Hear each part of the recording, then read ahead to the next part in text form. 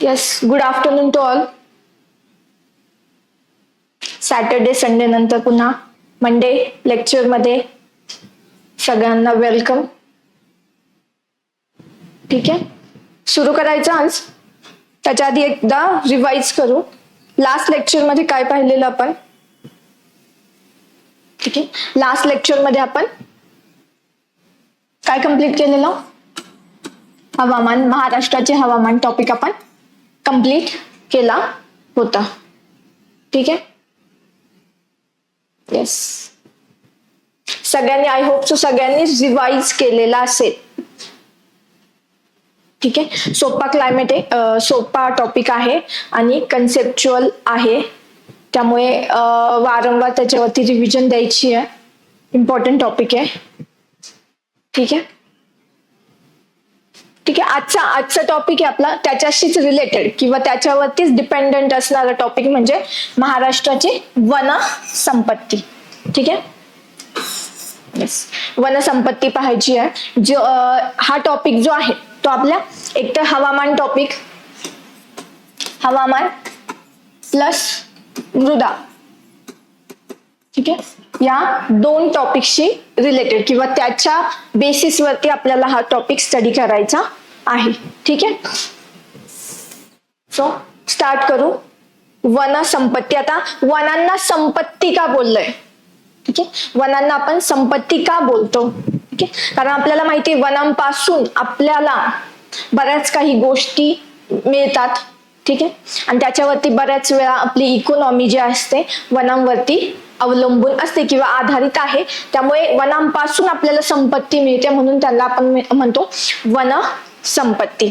ठीक आहे, so one संपत्ती. मग याच्यामध्ये आपल्याला वेगवेगळे टाईप स्टडी करायचे. वनांचे वेगवेगळे प्रकार, सदाहरित असेल, त्याच्यानंतर पानझडी असेल, त्याच्यानंतर काटेरी वने, ठीक आहे, खाजण वने. सो असे टाइप्स जे आपल्याला महाराष्ट्रामध्ये वनांचे वेगवेगळे टाइप्स आढळतात ते स्टडी करायचे. आता हे टाइप्स कशावरून पडतात? तर त्या ठिकाणी असणारं हवामान आणि मृदा.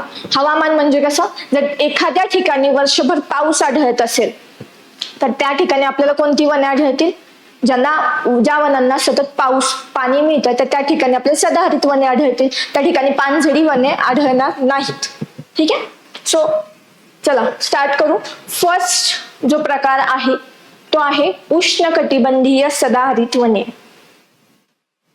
उष्णकटिबंधीय सदाहरित वने. आता उष्णकटिबंधीय का? आपण कोणत्या हवामान विभागात येतो? भारत किंवा महाराष्ट्र कोणत्या हवामान प्रकारात येतो? उष्णकटिबंधीय, समशीतोष्ण कटिबंधीय की शीतकटिबंधीय? तिन्हीपैकी महाराष्ट्र कोणत्या हवामान प्रकारात येतो? सांगा पटकन. कोणत्या? येस, महाराष्ट्र येतो उष्णकटिबंधीय किंवा भारत सुद्धा येतो उष्णकटिबंधीय, त्यामुळे दिलंय उष्णकटिबंधीय. त्याच्यानंतर सदाहरित. सदाहरित म्हणजे काय? 12ही महिने हे वृक्ष कसे असतात? हिरवेगार. ठीक आहे, सदाहरित हिरवे असणार हे वृक्ष. ह्या झाडांची पाने पिवळी नाही तर हिरवीच सापडतात. ठीक आहे, मग पिवळी होत नाही का? पिवळी होतात, परंतु एकसाथ न होता काही प्रमाणात होतात, गळतात, त्या जागी पुन्हा हिरवी येतात. त्यामुळे ही काय आहे? यस, उष्ण कटिबंधीय. त्यामुळे ही सदाहरित. सदाहरित म्हणजे नेहमी हिरवी असणारी, 12ही महिने हिरवी असणारी.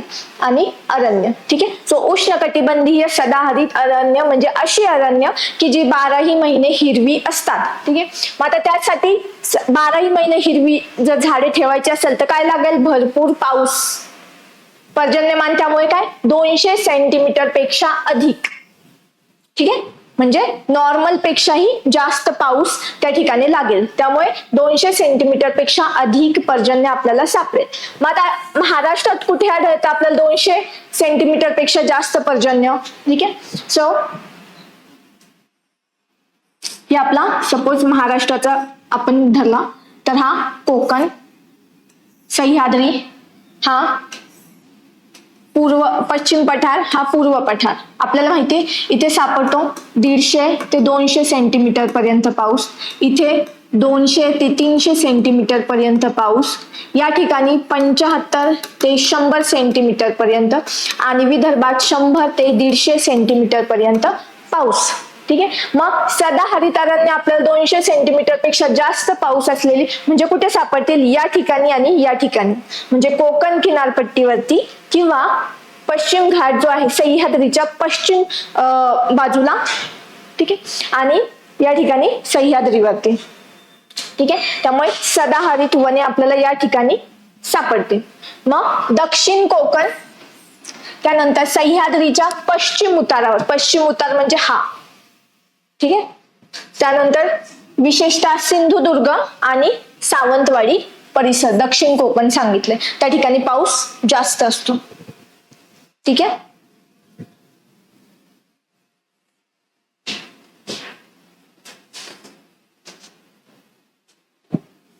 ठीक आहे. एवढी गोष्ट क्लिअर. आपण वन संपत्ती टॉपिक स्टार्ट केलाय आजपासून. त्याच्यामधला पहिला प्रकार आहे उष्णकटिबंधीय सदाहरित वने. उष्णकटिबंधीय का? कारण भारत किंवा महाराष्ट्र कोणत्या हवामान प्रकारात येतो?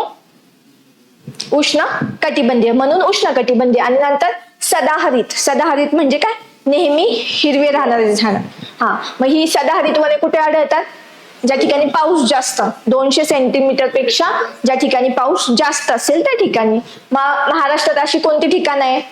तर सह्याद्री पर्वताचा उतार आणि कोकण. ठीक आहे. त्यामुळे ही झाडे आपल्याला कुठे सापडतात? कोकण आणि सह्याद्री पर्वताच्या पश्चिम उतारावरती. ठीक आहे. आता ह्याची वैशिष्ट्ये काय आहेत? दाट व घनदाट अरण्य. ठीक आहे. सदाहरित वने खूप दाट जंगल असतात. ही याच्यामध्ये जायले, याच्यामध्ये तुम्हाला हे दाखवते. येस, अशा प्रकारची जास्त फाटलंय. ठीक आहे. खूप दाट जंगल, इवन सावली सुद्धा, सूर्याचा प्रकाश सुद्धा खाली पोहोचत नाही. त्यामुळे काय होतं? यांच्यात स्पर्धा लागते वरती जाण्यासाठी, सूर्यप्रकाशासाठी स्पर्धा लागते. त्यामुळे ही वने खूप उंच, झाडं जी आहेत ती खूप उंच सापडतात. ठीक आहे. आणि वेली, झाडांवरती आपल्याला वेली सापडतात अशा, सूर्यप्रकाश मिळवण्यासाठी वरती जातात ते. त्यामुळे त्यांच्यामध्ये स्पर्धा असते. त्यामुळे काय? उंची जास्त झाडांची आणि टप्प्यात सापडतात. म्हणजे काय? उंची वेगवेगळ्या उंचीचे असे टप्पे. आता हा सगळ्यात उंच, त्याच्यानंतर हा एक लेअर येईल, त्याच्यानंतर खाली, आणि सगळ्यात खाली वेली किंवा छोटी छोटी गवताळ वनस्पती सापडतात. ठीक आहे. सो सदाहरित वनांमध्ये काय वैशिष्ट्य आहे? नेहमी हरित, हिरवी राहणार. दुसरं, यांच्यामध्ये सूर्यप्रकाशासाठी खूप दाट असतात. त्यामुळे सूर्यप्रकाश खाली पोहोचत नाही. त्यामुळे सूर्यप्रकाशासाठी त्यांच्यात स्पर्धा लागते. त्यामुळे झाडांची उंची जास्त. नेक्स्ट, झाड इथे लेयर्स मध्ये सापडतात, वेगवेगळ्या उंचीची. ठीक आहे. सगळ्यात जास्त उंचीची, त्याच्यानंतर कमी, त्याच्यानंतर कमी, आणि सगळ्यात खाली छोटी छोटी गवत. ठीक आहे. लेयर्स मध्ये सापडतात. इथे झाडांवरती आपल्याला वेली सापडतात. ठीक आहे. वेली सापडतात. त्यामुळे अशा प्रकारे एकदम घनदाट जंगल जे आहे आपल्याला पाहायला भेटतं सदाहरित वनांमध्ये. ठीक आहे. येस, झाडांची उंची सुद्धा जास्त असते, 45 ते 60 मीटर पर्यंत. ठीक आहे. त्याच्यानंतर पाने रुंद आणि सदाहरित म्हणजे वर्षभर हिरवी. याची पाने कशी असतात? रुंद. ठीक आहे. छोटी पानं नसतात, मोठी पानं असतात. कारण की पाणी अवेलेबल आहे, त्यामुळे बाष्पीभवन सुद्धा पानांतून झालं तरी चालेल. त्यामुळे मोठा एरिया असतो पानांचा. ठीक आहे. सो ही याची वैशिष्ट्य झाली सदाहरित वने. नेक्स्ट, प्रमुख वृक्ष, ह्याच्यात नागचंपा, त्याच्यानंतर पांढरा सिडार, फणस, जांभूळ, कावसी आणि ओक या प्रकारची झाडं सापडतात. ही प्रामुख्याने कुठे सांगितलं मी? पश्चिम घाट किंवा सह्याद्रीचा पश्चिम उतार आणि कोकण. ठीक आहे. सो नागचंपा, पांढरा सिडार, फणस, कावसी, ओक, जांभूळ ही प्रकारची झाडे, ही लक्षात ठेवायचं, ही सदाहरित वने आहेत. आता यांचा उपयोग काय? ठीक आहे. हे जे लाकूड सापडतं सदाहरित वनांमध्ये ते कसं असतं? अतिशय कठीण, खूप कठीण लाकूड असतं, त्यामुळे ह्याचा टिंबर म्हणून वापर होत नाही. टिंबर म्हणजे काय, जे आपण फर्निचर मध्ये युज करतो लाकूड किंवा बिल्डिंगच्या ह्याच्यासाठी साहित्यासाठी युज करतो, तर त्याला टिंबर बोलतात त्या लाकडाला. ठीक आहे, मग ते लाकूड म्हणून याच म्हणजे हे इतकं कठीण असतं की त्याचा काहीच इकॉनॉमिकली आपल्याला उपयोग होत नाही. टिंबर म्हणून हे मर्यादित उपयोग होतो, परंतु औषधी आणि जैवविविधतेच्या दृष्टीने महत्वपूर्ण. ठीक आहे, अनेक औषधी वनस्पती याच्यात सापडतात. त्याचबरोबर जैवविविधता, एवढी घनदाट जंगल आहे तर त्या ठिकाणी आपल्याला प्राणी संपत्ती सापडते. ठीक आहे, वेगवेगळ्या प्रकारच्या वनस्पती सापडतात. ठीक आहे, ही अरण्य जैवविविधतेसाठी अत्यंत महत्वाची असून पश्चिम घाट परिसंस्थेचा महत्वाचा भाग आहे. ठीक आहे, सो ही झाली सदाहरित वने. ठीक आहे, एकदा रिवाइज करू. सदाहरित वने म्हणजे काय, की जी वने नेहमी हिरवी राहतात. ठीक आहे, वर्षभर 12ही महिने का हिरवी राहतात, कारण त्या ठिकाणी पाऊस कसा असतो, जास्त. किती, 200 सेंटीमीटर पेक्षा जास्त पाऊस. ठीक आहे, त्याची वैशिष्ट्य काय येतील, नेहमी हिरवी राहतात, उंची जास्त 60 सेंटीमीटर, 45 ते 60 सेंटीमीटरच्या दरम्यान किंवा इव्हन त्याच्यापेक्षा जास्त. त्याच्यानंतर घनदाट जंगल सापडेल. ठीक आहे, त्याच्यामध्ये वनस्पती कशा सापडतात, वनस्पतींमध्ये सूर्यप्रकाशासाठी काय होते, स्पर्धा चालू असते, त्यामुळे उंची जास्त झाडांची. ठीक आहे, वनस्पती लेयर्स मध्ये सापडतात, टप्प्याटप्प्याने सापडतात हाईट नुसार. त्याच्यानंतर झाडांवरती वेली सापडतात. ठीक आहे, प्राणी संपत्ती जास्त, जैवविविधता जास्त, परंतु उपयोग कसा होतो त्याचा, कमी. टिंबर म्हणून मर्यादित उपयोग होतो. ठीक आहे, कळालं. ठीक आहे, सो सदाहरित वनस्पती हा पहिला. आणि याच्यामध्ये कोणते येतात मग सदाहरित मध्ये, वनस्पती नागचंपा, फणस, सिडार, जांभूळ, कावसी, ओक. ठीक आहे, नेक्स्ट ओकचं झाड असतं ना, ते उंच असतं. ओकचं इमेज सर्च मार, कोकणात सापडतात ही झाडं. ही अशी खूप घनदाट जंगल, ह्याच्यात जाताना रस्ता सुद्धा सापडत नाही, सूर्यप्रकाश सुद्धा पोहोचत नाही बऱ्याच वेळा खालच्या भागावरती, त्यामुळे स्पर्धा चालू होते. ठीक आहे, नेक्स्ट आहे उष्णकटिबंधीय निम सदाहरित वने. म्हणजे काय, ही सदाहरित असतील पण निम सदाहरित. ठीक आहे, म्हणजे सेमी, थोड्या काळासाठी, कारण की ही थोडी कमी पाऊस असलेल्या भागात सापडतात. सदाहरितच आहेत परंतु निम सदाहरित, म्हणजे थोड्या काही प्रमाणात त्यांच्यात पान झडताना आपल्याला दिसतात. ठीक आहे, सो याच्यात काय, उष्णकटिबंधीय निम. उष्णकटिबंधीय का, कारण ही आपण उष्णकटिबंधात आहे, त्यामुळे प्रत्येक वन प्रकाराच्या समोर काय लागणार, उष्णकटिबंधीय. ठीक आहे, त्याच्यानंतर निम सदाहरित. निम सदाहरित म्हणजे काय, की इकडे जर सदाहरित वनस्पती असतील, सदाहरित, ठीक आहे, आणि इकडे जर पानझडी असतील, ह्या दोघांच्या मध्ये जी संक्रमण अवस्था असते, म्हणजे काय, जसं जसं ट्रान्सफॉर्मेशन होईल सदाहरित पासून पानझडी पर्यंत, तर याच्या मध्ये येतील निम सदाहरित. म्हणजे काय, इथे तुम्हाला सदाहरित पण सापडतील आणि काही प्रमाणात पानझडी पण सापडतील. ठीक आहे, परंतु इकडे आले तर पूर्ण पानझडी सापडतील, इकडे गेलं तर पूर्ण सदाहरित. आणि निम सदाहरित मध्ये दोन्ही प्रकारची सापडतील आपल्याला. ठीक आहे, येस. मग सुमारे आता इथे पाऊस कमी, त्याच्यापेक्षा तिकडे 200 सेंटीमीटर पेक्षा जास्त होता, इकडे किती, 150 ते 200 सेंटीमीटर. स्थान ही पण कुठे सापडतात, पश्चिम किनारपट्टीवरील कोकण, तसेच घाटमाथा भाग म्हणजेच आंबोली, लोणावळा, इगतपुरी हा परिसर. ठीक आहे, त्याच्यानंतर स्वरूप, सदाहरित आणि पानझडी अरण्याच्या संक्रमण अवस्थेतील अरण्य. संक्रमण अवस्था म्हणजे काय, ट्रान्सफॉर्मेशन. ठीक आहे, ज्यावेळेस सदाहरित कडून पानझडी हे ट्रॅव्हल किंवा प्रवास होतो, तर त्याच्या मध्यभागी जे येतील ते काय असतील, निम सदाहरित. ठीक आहे, त्यानंतर वृक्षांची उंची आता त्याच्यापेक्षा कमी असेल, तिकडे 45 ते 60 मीटर होती, इकडे किती, 20 ते 30 मीटर, म्हणजे त्याच्यापेक्षा कमी उंचीची. ठीक आहे, सदाहरित अरण्यापेक्षा कमी. ठीक आहे, आता ह्याच्यात कोणते वृक्ष सापडतात, किंजल, त्याच्यानंतर रानफणस, कदंब, शिसम, बिवळा, त्याच्यानंतर आंबा, नारळ, सुपारी इत्यादी. ठीक आहे. थोडीशी हाईटने कमी आणि नीम सदाहरित. ठीक आहे. किंजल, रानफणस, कदंब, शिसम, त्याच्यात बिवळा, आंबा, नारळ आणि सुपारी. ठीक आहे. आता ह्याचं आर्थिक महत्व जर बघितलं तर लाकूड म्हणून याचा वापर केला जातो. फळे व इतर वन उत्पादनामुळे आर्थिक दृष्ट्या उपयुक्त. ठीक आहे. सो नीम सदाहरित वनांचा लाकूड म्हणून यूज करू शकतो आपण ह्या झाडांचा, फळे म्हणून, आणि इतर वन उत्पादन, त्यामुळे आर्थिक दृष्ट्या याचं महत्व आहे. ही अरण्य पश्चिम घाटातील जैवविविधतेचा महत्वाचा भाग असून हवामान संतुलनात मोठी भूमिका बजावतात. ठीक आहे. आता असं विचारलं की सदाहरित वनांपेक्षा निम सदाहरित वने यांचे आर्थिक दृष्ट्या महत्व जास्त आहे, तर बरोबर का चुकीचं येईल? सदाहरित पेक्षा निम सदाहरित वनांचं आर्थिक दृष्ट्या महत्व जास्त आहे, तर काय? यस, बरोबर. ठीक आहे. सो हे समजलं तर काय निम सदाहरित वने म्हणजे काय? सदाहरित आणि पानझडी यांच्या संक्रमण अवस्थे किंवा यांच्या मध्ये जी झाडे येतात, वृक्ष येतात, त्याला म्हणतात निम सदाहरित. ठीक आहे. आता इथे पावसाचे प्रमाण किती असेल?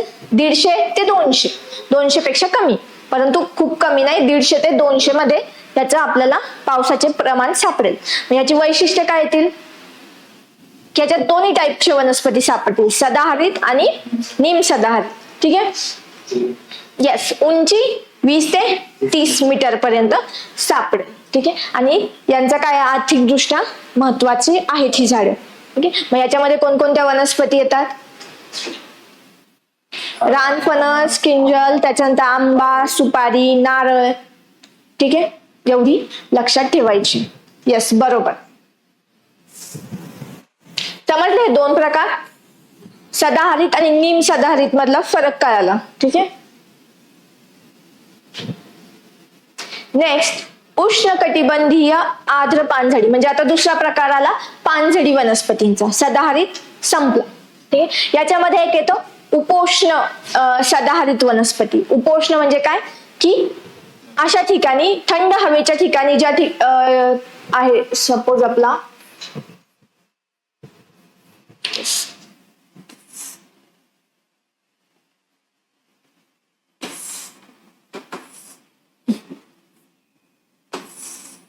ठीक आहे, या ठिकाणी थंड हवेची ठिकाणं आहेत आपली उंचावरती. ठीक आहे. महाबळेश्वर असेल, त्याच्यानंतर आंबोली असेल, माथेरान वगैरे, तर थंड हवेच्या ठिकाणी वातावरण उष्णकटिबंधीय नसतं.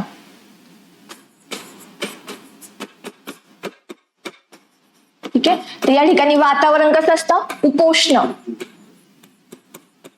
किंवा समशीतोष्ण बोलतात त्या ठिकाणी. ठीक आहे. सो उपोष्ण वातावरण म्हणजे उष्ण आणि थंड, उपोष्ण.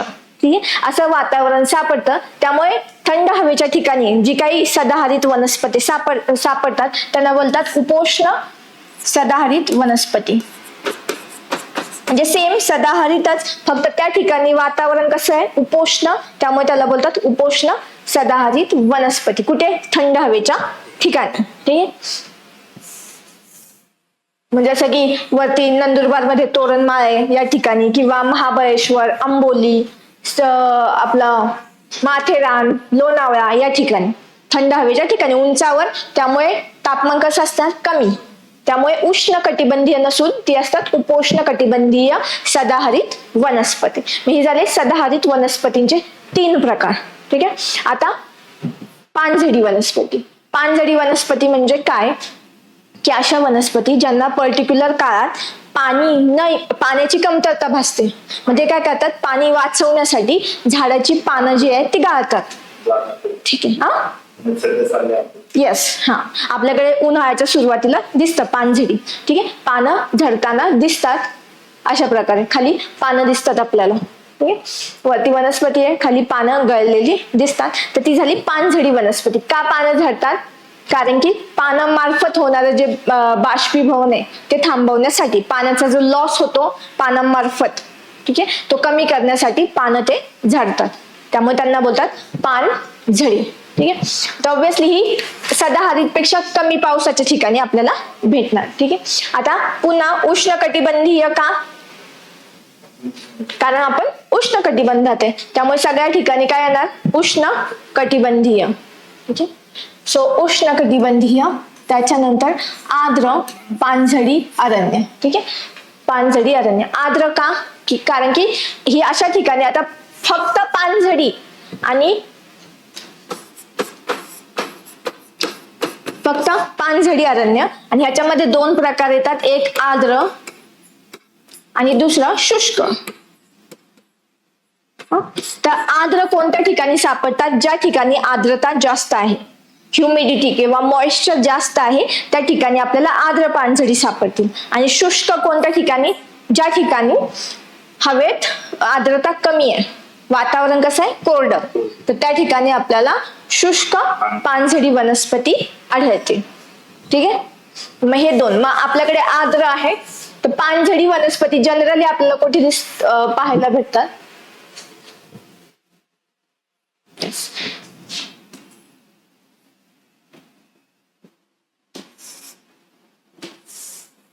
ठीक आहे. या ठिकाणी आपल्याला झालं, इथपर्यंत आपल्याला सदाहरितचे दोन प्रकार दिसले. ठीक आहे. त्याच्यानंतर इकडे हा झाला पर्जन्य छायेचा प्रदेश 75 ते 100 सेंटीमीटर. ठीक आहे. इथं जवळजवळ 50 ते 70 सेंटीमीटर असतो. या ठिकाणी 75 ते 100 सेंटीमीटर मराठवाड्याचा प्रदेश आणि या ठिकाणी 100 ते 150 सेंटीमीटर. ठीक आहे. तर या ठिकाणी आपण पाहिलं सदाहरित, या ठिकाणी सुद्धा सदाहरित. ठीक आहे.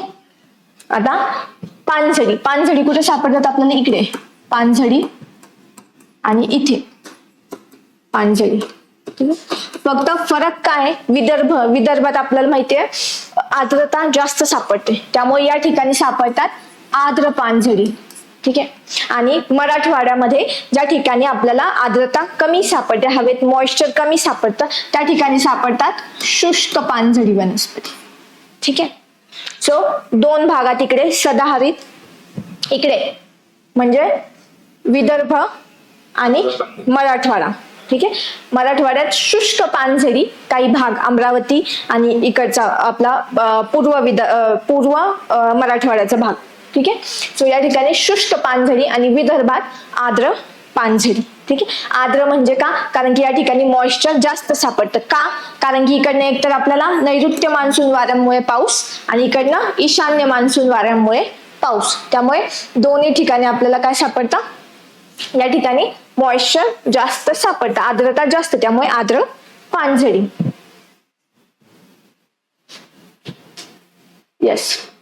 आणि त्यामुळे त्याला मान्सून बोलतात, कारण की ही जी वन आहेत ती कशावरती डिपेंडंट आहे, मान्सून वरती. ठीक आहे. नैऋत्य मान्सून आणि ईशान्य मान्सून वरती.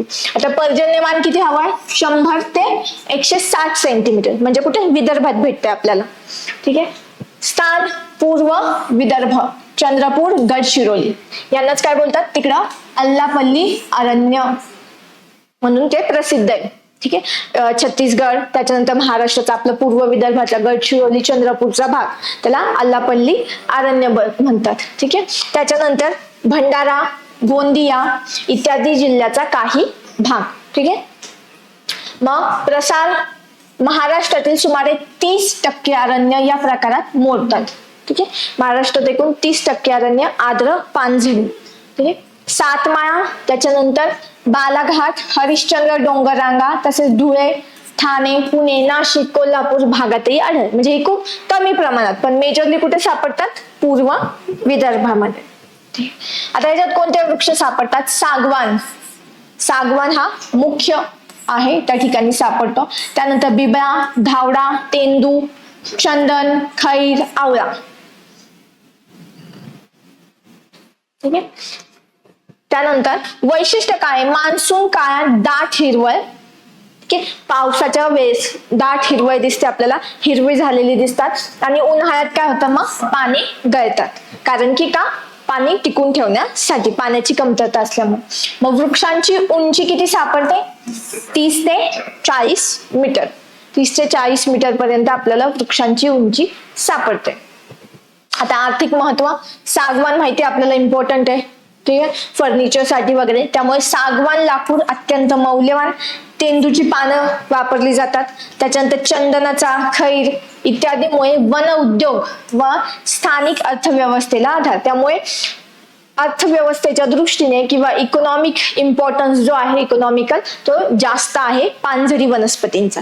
ठीक आहे, ही सगळी झाडं बघा, आवळा, खैर, चंदन असेल, तेंदू, या सगळ्यांचा वापर केला जातो. औषधी वनस्पतीसाठी असेल, त्याच्यानंतर आपला सागवान फर्निचर साठी असेल. ठीक आहे, या सगळ्यांचा वापर केला जातो. विशेषतः अल्लापल्ली अरण्य गडचिरोलीतलं जे आहे हे घनदाट सागवानासाठी प्रसिद्ध असून महाराष्ट्रातील महत्वाच्या वनसंपत्तीचा भाग आहे. ठीक आहे, सो ही कोणती झाली? उष्णकटिबंधीय आर्द्र पानझडी वन, त्यांनाच म्हणतात मान्सून वने. मान्सूनच्या ह्याच्यावरती डिपेंडंट असल्यामुळे ही झाली मान्सून वने. ठीक आहे, मग याच्यामध्ये रिवाइज करू. पर्जन्यमान 100 ते 150 सेंटीमीटर पर्यंत. ठीक आहे, कुठे सापडतात महाराष्ट्रात? प्रामुख्याने पूर्व विदर्भामध्ये. ठीक आहे, त्यानंतर येस, पूर्व विदर्भ. कोणकोणत्या प्रकारची झाडं सापडतात ह्याच्यात? वृक्ष, सागवान, आवळा, तेंदू, खैर, चंदन, ठीक आहे, हिरडा, बिवळा, हे सगळे वनस्पती सापडतात. त्याच्यानंतर वैशिष्ट्य काय यांचं?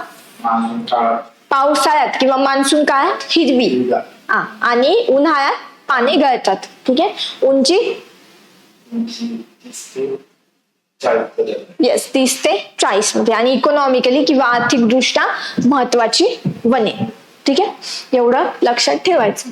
स्थान कळलं, नावावरून लक्षात ठेवायचं. पानझडी आहेत, पानझडी आपल्याला समजलं पाहिजे की विदर्भ आणि मराठवाड्याचा काही भाग ह्याच्यात पानझडी सापडतील, परंतु आर्द्र आलं तर मग विदर्भ, आणि शुष्क आलं तर मराठवाड्याचा किंवा पश्चिम विदर्भाचा भाग.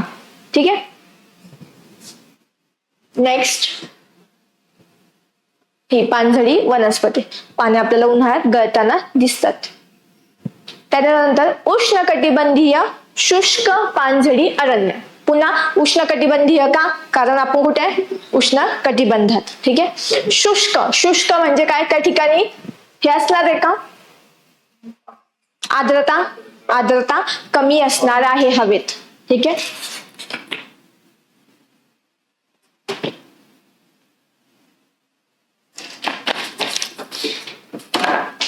हवेत आर्द्रता कमी.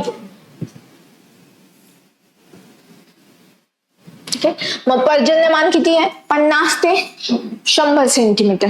ठीक आहे, मग स्थान कुठे सापडतं?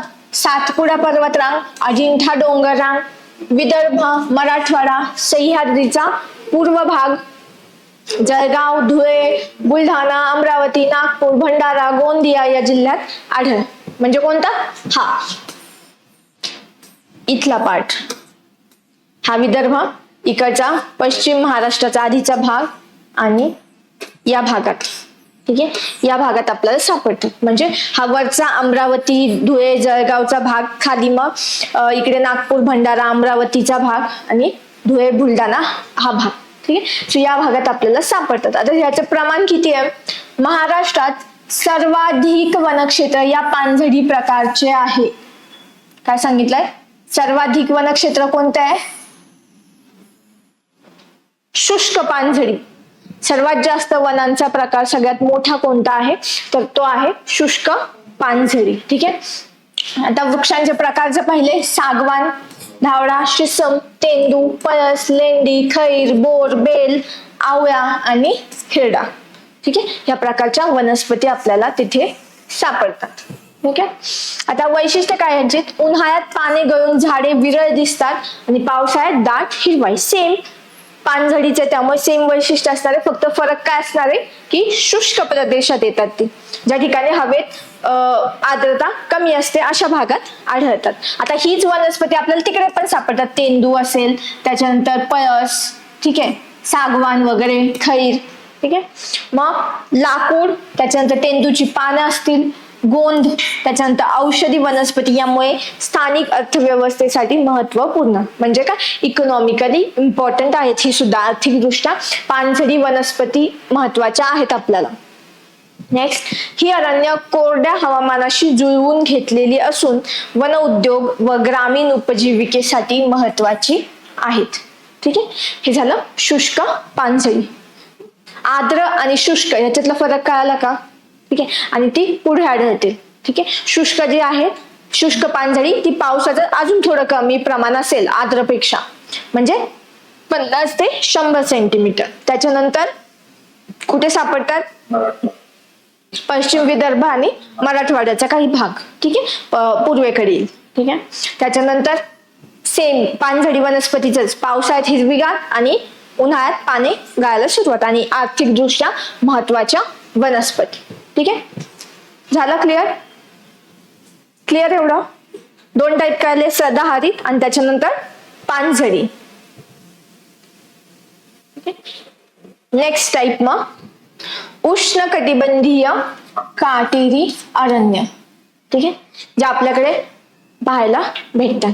ठीक आहे, काटेरी का? बिकॉज ह्याच्यात जी झाडं सापडतात बहुतांशी काट्याची झाडे असतात, काटे असणार. ठीक आहे, आता पर्जन्यमान 50 सेंटीमीटर पेक्षाही कमी. ठीक आहे, म्हणजे खूप कमी पाऊस असलेला प्रदेश, म्हणजे पर्जन्य छायेचा प्रदेश. सातारा असेल, सांगली, त्याच्यानंतर पुणे. ठीक आहे, पुणे, अहमदनगर या भागात आपल्याला ही वनस्पती पाहायला भेटतात, काटेरी अरण्य. ठीक आहे, आता स्थान मध्य महाराष्ट्रातील पठारी प्रदेश म्हणजे पुणे, सातारा, सांगली, अहमदनगर, सोलापूर, म्हणजेच पश्चिम महाराष्ट्राचा बराचसा भाग जो सह्याद्री पर्वताच्या पर्जन्य छायेच्या प्रदेशात येतो. ठीक आहे, तसेच मग जळगाव, धुळे, मराठवाडा, विदर्भातील काही भाग. प्रामुख्याने हा लक्षात ठेवायचा, मेजरली कुठे सापडतोय, बाकी छोट्या छोट्या प्रमाणात सगळीकडे सापडेल, परंतु मेजरली सापडतोय मध्य महाराष्ट्राचा पठारी प्रदेश म्हणजेच पश्चिम महाराष्ट्र, पुणे, सातारा, सांगली, सोलापूर आणि अहमदनगर या भागात तो प्रामुख्याने सापडतो. आता याची वैशिष्ट्य काय? कमी पावसामुळे झाडांची पाने लहान आणि काटेरी असतात. ठीक आहे, कारण की का बाष्पीभवन जास्त होऊ नये, पाणी कमी असावं, त्यामुळे कमी वेस्ट व्हावं, त्यामुळे काय झाडांची पानं छोटी छोटी सापडतात. ठीक आहे, जसं की बाभूळ असेल, बाभळाच्या झाडाची पानं छोटी सापडतात. ठीक आहे, बाभूळ, बोरी असेल, काटे असतात त्यांना. ठीक आहे, उन्हाळ्यात पाने गळून पडतात, झाडांची उंची कमी आणि विरळ वनरचना. ठीक आहे, यांची मुळे कशी असतात? खोल मुळे असतात. खोल मुळे का? पाणी मिळवण्यासाठी मुळे अधिकाधिक जमिनीत जातात, त्यामुळे खोल मुळे असतात. उंची कमी. ठीक आहे, विरळ असतात, लांब लांब अंतरावरती असतात. ठीक आहे, ही आहेत काटेरी वनांची वैशिष्ट्य. काय एक तर पाने छोटी. ठीक आहे, त्यानंतर काटे असतात. ठीक आहे, मुळे खोलवर जमिनीत आत गेलेली, झाडं एकमेकांपासून लांब असतात. ठीक आहे, लांब अंतरावरती असतात, कारण त्यांच्या स्पर्धा नको, पाण्यासाठी स्पर्धा नको, त्यामुळे ती लांब अंतरावरती सापडतात. त्याच्यानंतर उन्हाळ्यात पाने गळून पडतात. ठीक आहे, आणि कमी उंचीची झाडं सापडतात. ठीक आहे, मग याच्यामध्ये प्रमुख वृक्ष कोणते सापडतात? बाभूळ, खैर, नीम, त्याच्यानंतर कोरफड, निवडुंग अशा प्रकारची झाडं सापडतात. त्याच्यानंतर बोर, अशा प्रकारची झाडं सापडतात, काटेरी वनस्पती. आर्थिक महत्व जर बघितलं तर बाभळीचा गोंद, त्याच्यानंतर खैरापासून काठ आणि इंधनासाठी लाकूड व औषधी वनस्पती म्हणून उपयोग केला जातो.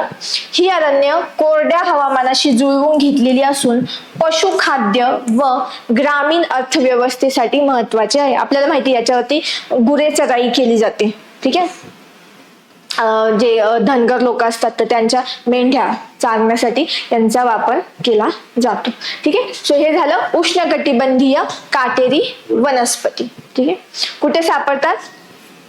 मध्य महाराष्ट्र म्हणजे पुणे विभाग लक्षात ठेवायचं. पुणे विभागात आपल्याला काटेरी वनस्पती सापडतात. का सापडतात? कारण त्या कुठे येतात?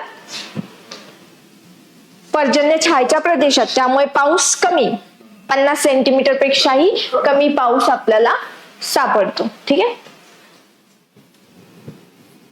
ही काटेरी वनस्पती. हे बघा लांब सापडतात एकमेकांपासून, छोटी हाईट दिसतीये. ठीक आहे, एकमेकांपासून लांब, काटे आहेत, छोटी छोटी पानं आहेत. ठीक आहे, कळालं वनस्पती कशा सापडतात. ठीक आहे, काटेरी वने. येस, 3 मेन प्रकार कळाले. सदाहरित, सदाहरितचे 2, एक सदाहरित आणि निम सदाहरित. त्याच्यामध्येच तिसरा येतो उपोष्ण. उपोष्ण जो थंड हवेच्या ठिकाणी सापडतो. त्याच्यानंतर पानझडी. पानझडीमध्ये आर्द्र पानझडी आणि शुष्क पानझडी. आर्द्र पानझडी ज्या ठिकाणी आर्द्रता जास्त सापडते, पूर्व विदर्भ. आणि शुष्क पानझडी ज्या ठिकाणी आर्द्रता कमी सापडते, म्हणजे कोणते, पश्चिम विदर्भ आणि मराठवाड्याचा काही भाग. ठीक आहे, त्याच्यानंतर येतं काटेरी वने, जी 50 सेंटीमीटर पेक्षाही कमी पावसाच्या ठिकाणी आपल्याला सापडतात. ठीक आहे, मग याच्यामध्ये पुणे विभाग येतो. ठीक आहे, बाकीच्या त्या भागात आपल्याला सापडतो. ठीक आहे, नेक्स्ट आहे पुढचा प्रकार खाजन वने किंवा किनारी वने, किंवा त्यालाच बोलतात मँग्रोव्ह फॉरेस्ट. ठीक आहे, मँग्रोव्ह.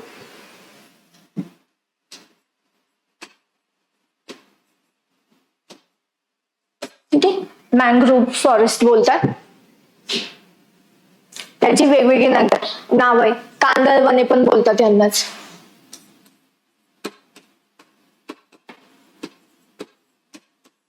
ठीक आहे, कांदळवने, त्याच्यानंतर खाजन वने, त्याच्यानंतर किनारी वने किंवा मँग्रोव्ह वने, मँग्रोव्ह फॉरेस्ट बोललं जातं याला. ठीक आहे, सो याच्यामध्ये काय स्थान, कोकण किनारपट्टीवर नदीमुख म्हणजे खाड्या आणि दलदलीच्या भागात, यांना मग दलदलीची वने पण बोललं जातं. दलदलीची वने असं पण बोललं जातं. त्यामुळे खाजन वने येऊ, त्याच्यानंतर मँग्रोव्ह येऊ, दलदलीची वने येऊ, किनारी वने येऊ, कांदळ वने येऊ, म्हणजे काय, खाजन वने. जी वने किनारपट्टीच्या प्रदेशात ज्या ठिकाणी खाड्या आहेत, म्हणजे काय, खाड्या म्हणजे काय, ज्या ठिकाणी नदीचं पाणी आणि समुद्राचं पाणी एकत्र येतं. ठीक आहे, नदी आणि समुद्र मिळतो त्या ठिकाणी आपल्याला माहिती पश्चिम किनारपट्टीवरती खाड्या फॉर्म होतात. व दलदलीच्या भागात म्हणजे कुठे, ठाणे, रत्नागिरी, सिंधुदुर्ग, श्रीवर्धन आणि देवगड या भागात आपल्याला कोणती वने सापडतात, खाजन वने. ती विशिष्ट प्रकारची त्या ठिकाणी आपल्याला परिसंस्था सापडते त्या ठिकाणी, कारण की त्या ठिकाणी खारं पाणी आणि गोड पाणी ही दोन्ही मिक्स होत आहेत, त्यामुळे विशिष्ट प्रकारची परिसंस्था पाहायला भेटते आपल्याला. ठीक आहे, आता स्वरूप काय, खाऱ्या पाण्यात व चिखलयुक्त दलदलीत वाढणारी वने. ठीक आहे, वैशिष्ट्य काय, या झाडांच्या खोडांना व मुळांना सर्व बाजूंनी निमुळत्या श्वसनमुळे म्हणजे न्यूमॅटोफोर्स बोलतात त्याला, फुटलेल्या असतात. झाडांची उंची कमी, म्हणजे काय, हे पहा, ही अशी वने सापडतात. म्हणजे काय, तर यांना पाण्यात टिकून राहण्यासाठी हे जे खोड आहे, पुन्हा इकडनं वनस्पतीची फांद्या येऊन पुन्हा पाण्यात रुतल्या जातात अशा पद्धतीने, जेणेकरून त्यांना पाण्यात उभं राहण्यासाठी आधार मिळावा. ठीक आहे, आणि यांना आता मग खाली पाण्यात जर बिया पडल्या तर ते वाहून जातील. त्यामुळे काय, यांना न्यूमॅटोफोर्स बोलतात. असे वरती आलेले पाने ह्या मुळात जी आहेत ती वरती येऊन न्यूमॅटोफोर्स, आणि तिथून पुन्हा झाडं तयार होतात. ठीक आहे, ह्या फांद्या आहेत, ह्या कशासाठी, फांद्यावरती जातात, वाढून पुन्हा खाली पाण्यात येतात आणि त्या आधारासाठी अशा प्रकारचं त्यांचं स्वरूप दिसतं. आणि न्यूमॅटोफोर्स बोलतात ह्याला, श्वसन घेण्यासाठी किंवा नवीन झाडं जे येतात त्याच्यासाठी, मेनली श्वसनासाठी असतात. हे मुळं वरती येतात कारण की खाली दलदलीचा भाग आहे, ऑक्सिजन नाही. ठीक आहे, त्यामुळे तर यांना न्यूमॅटोफोर्स असं बोलतात.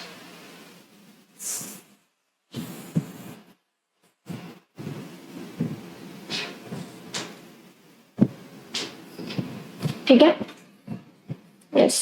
तर झाडाच्या खोडांना व मुळांना सर्व बाजूंनी त्या श्वसनमुळे ठीक आहे, किंवा न्यूमॅटोफोर्समुळे फुटलेल्या असतात आणि त्यामुळे त्यांची झाडांची उंची कशी असते, कमी असते, कारण की झाडे कशी असतात, पसरलेली असतात. ठीक आहे, आधारासाठी. त्याच्यामध्ये मग आता प्रमुख वृक्ष कोणते आहेत, काजळा, आंबारी, त्याच्यानंतर कांदळ आणि तिवर.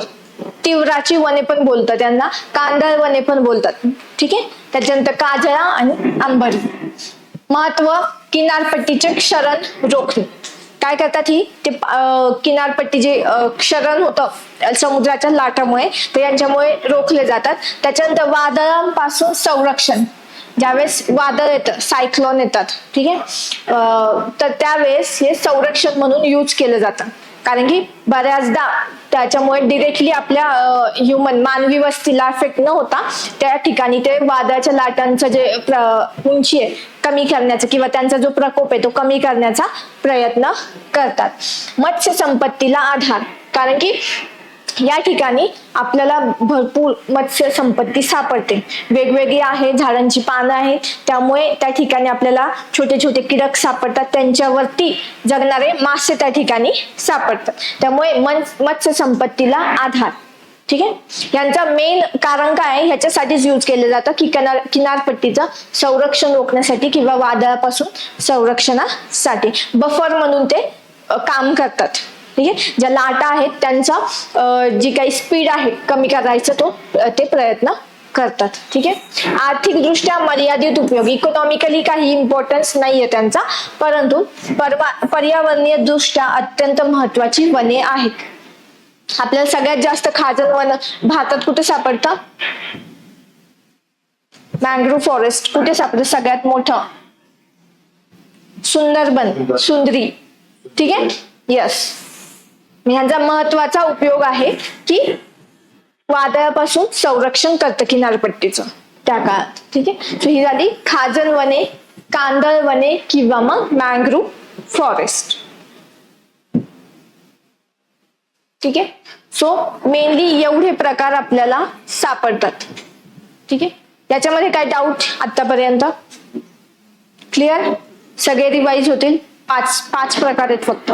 ठीक आहे, सोपे आहेत. ठीक आहे, नेक्स्ट आपण स्टार्ट करू अभयारण्य. मेनली वनसंपत्ती टॉपिक ज्यावेळेस येतो तर याच्यावरतीच जोड्या लावायला आपल्याला क्वेश्चन्स विचारले जातात.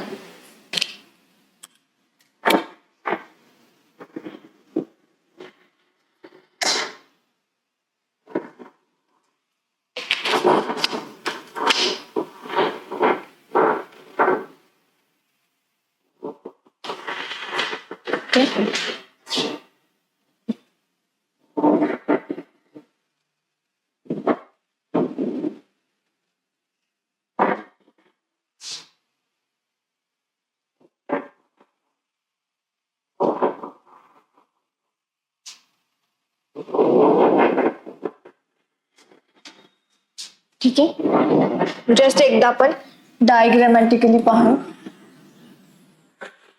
ठीक आहे, हा किनारी प्रदेश, ठीक आहे, किंवा किनारपट्टी. कोकण किनारपट्टीचे पुन्हा आपल्याला दोन भाग दिसतात, एक खलाटी आणि दुसरा वलाटी. हा घाटमाथा, त्याच्यानंतर हा झाला पर्जन्य छायेचा प्रदेश,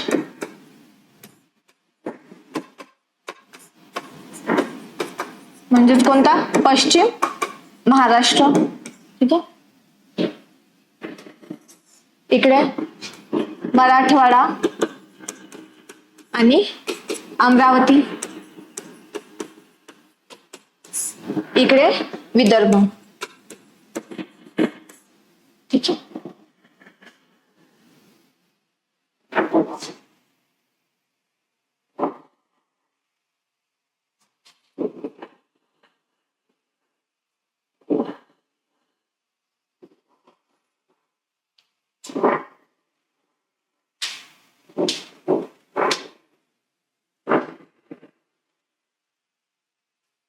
ठीक आहे. या ठिकाणी आपल्याला किती पाऊस सापडतो? इथे सापडतो आपल्याला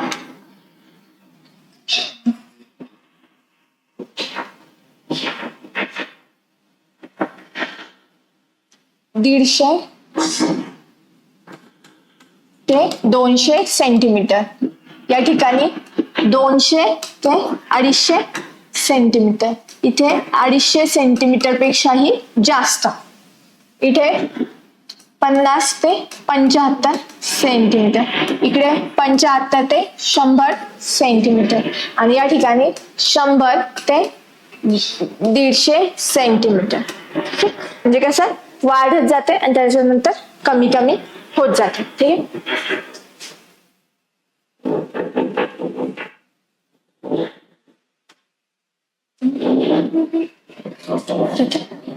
आता या ठिकाणी आपल्याला किनारपट्टीला कोणती वने सापडतात?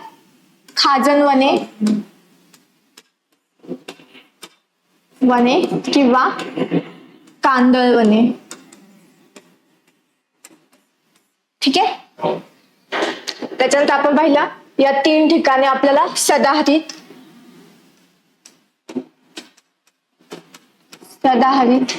इकडे पण सदाहरित, इथे पण सदाहरित. ठीक आहे. या ठिकाणी काटेरी आणि या 2 ठिकाणी पानझडी.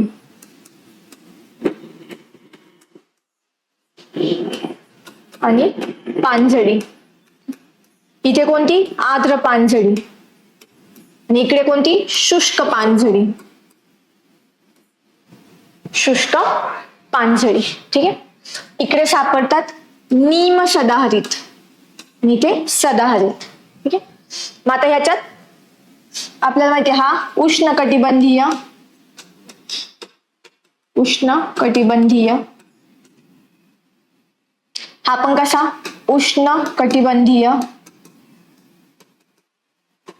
उष्णकटिबंधीय सदाहरित, उष्णकटिबंधीय निम सदाहरित. ही आली थंड हवेच्या ठिकाणी सापडणारी. त्याला बोलतो आपण उपोष्ण कटिबंधीय सदाहरित वने. ठीक आहे. ही झाली उष्णकटिबंधीय काटेरी वने. ही झाली उष्णकटिबंधीय शुष्क पानझडी वने. ठीक आहे. ही झाली उष्णकटिबंधीय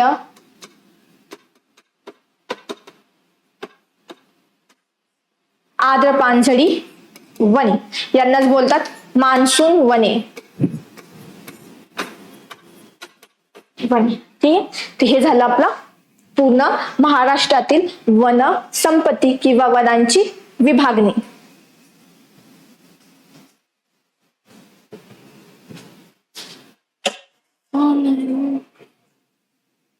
एकाच डायग्राम वरून सगळं लक्षात ठेवायचं.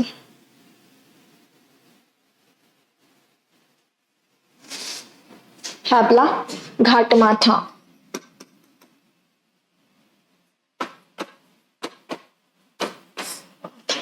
खलाटी वलाटी. किनारपट्टी, खलाटी, वलाटी, त्याच्यानंतर घाटमाथा, मग पर्जन्य छायेचा प्रदेश, मग पठारी प्रदेश मराठवाडा आणि अमरावती आणि त्याच्यानंतर विदर्भ. समजलं?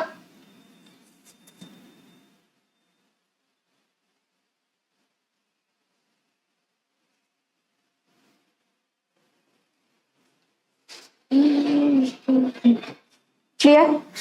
काढून घ्या.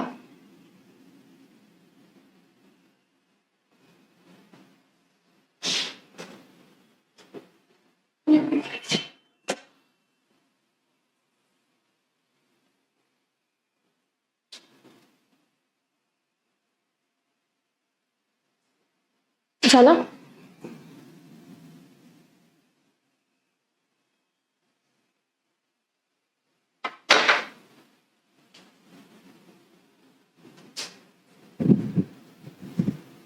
झालं?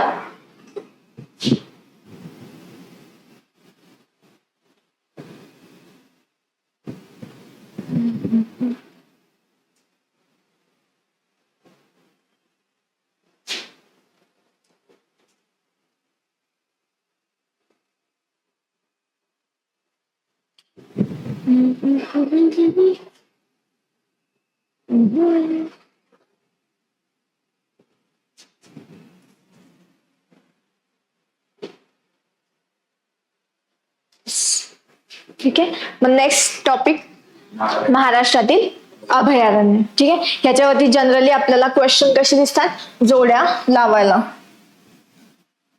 राज्यसेवा असो किंवा कंबाईनला ह्याच्यावरती जोड्या लावण्यासाठीच क्वेश्चन विचारले जातात. अभयारण्य आणि त्यांचा जिल्हा याच्यावरती क्वेश्चन दिसतात. ठीक आहे, सो फर्स्ट आपण विभागावाईज जाऊ. ठीक आहे, सो कोकण विभागातील अभयारण्य सगळ्यात आधी कोकणमध्ये वरती पालघर जिल्हा. पालघरमध्ये आपल्याला सापडतात तुंगारेश्वर अभयारण्य आणि तानसा अभयारण्य. ठीक आहे, सो पालघरमध्ये 2 लक्षात ठेवायचे, तुंगारेश्वर आणि तानसा. नेक्स्ट ठाणेमध्ये आहे ठाणे खाडी, जी फ्लेमिंगो साठी प्रसिद्ध आहे. ही काय आहे महाराष्ट्रातील इम्पॉर्टंट, येस रामसर स्थळ आहे. ठीक आहे, सो ठाण्यामध्ये ठाणे खाडी जी फ्लेमिंगो साठी प्रसिद्ध आहे, त्यामुळे रामसर स्थळ आहे ते इम्पॉर्टंट. त्याच्यानंतर रायगडमध्ये आहे कर्नाळा आणि नंतर पुढे आहे नरनाळा. ठीक आहे, दोघांमध्ये कन्फ्युजन होईल, त्यामुळे रायगड लक्षात ठेवायचं. रायगडमध्ये कर्नाळा आणि नरनाळा अकोला.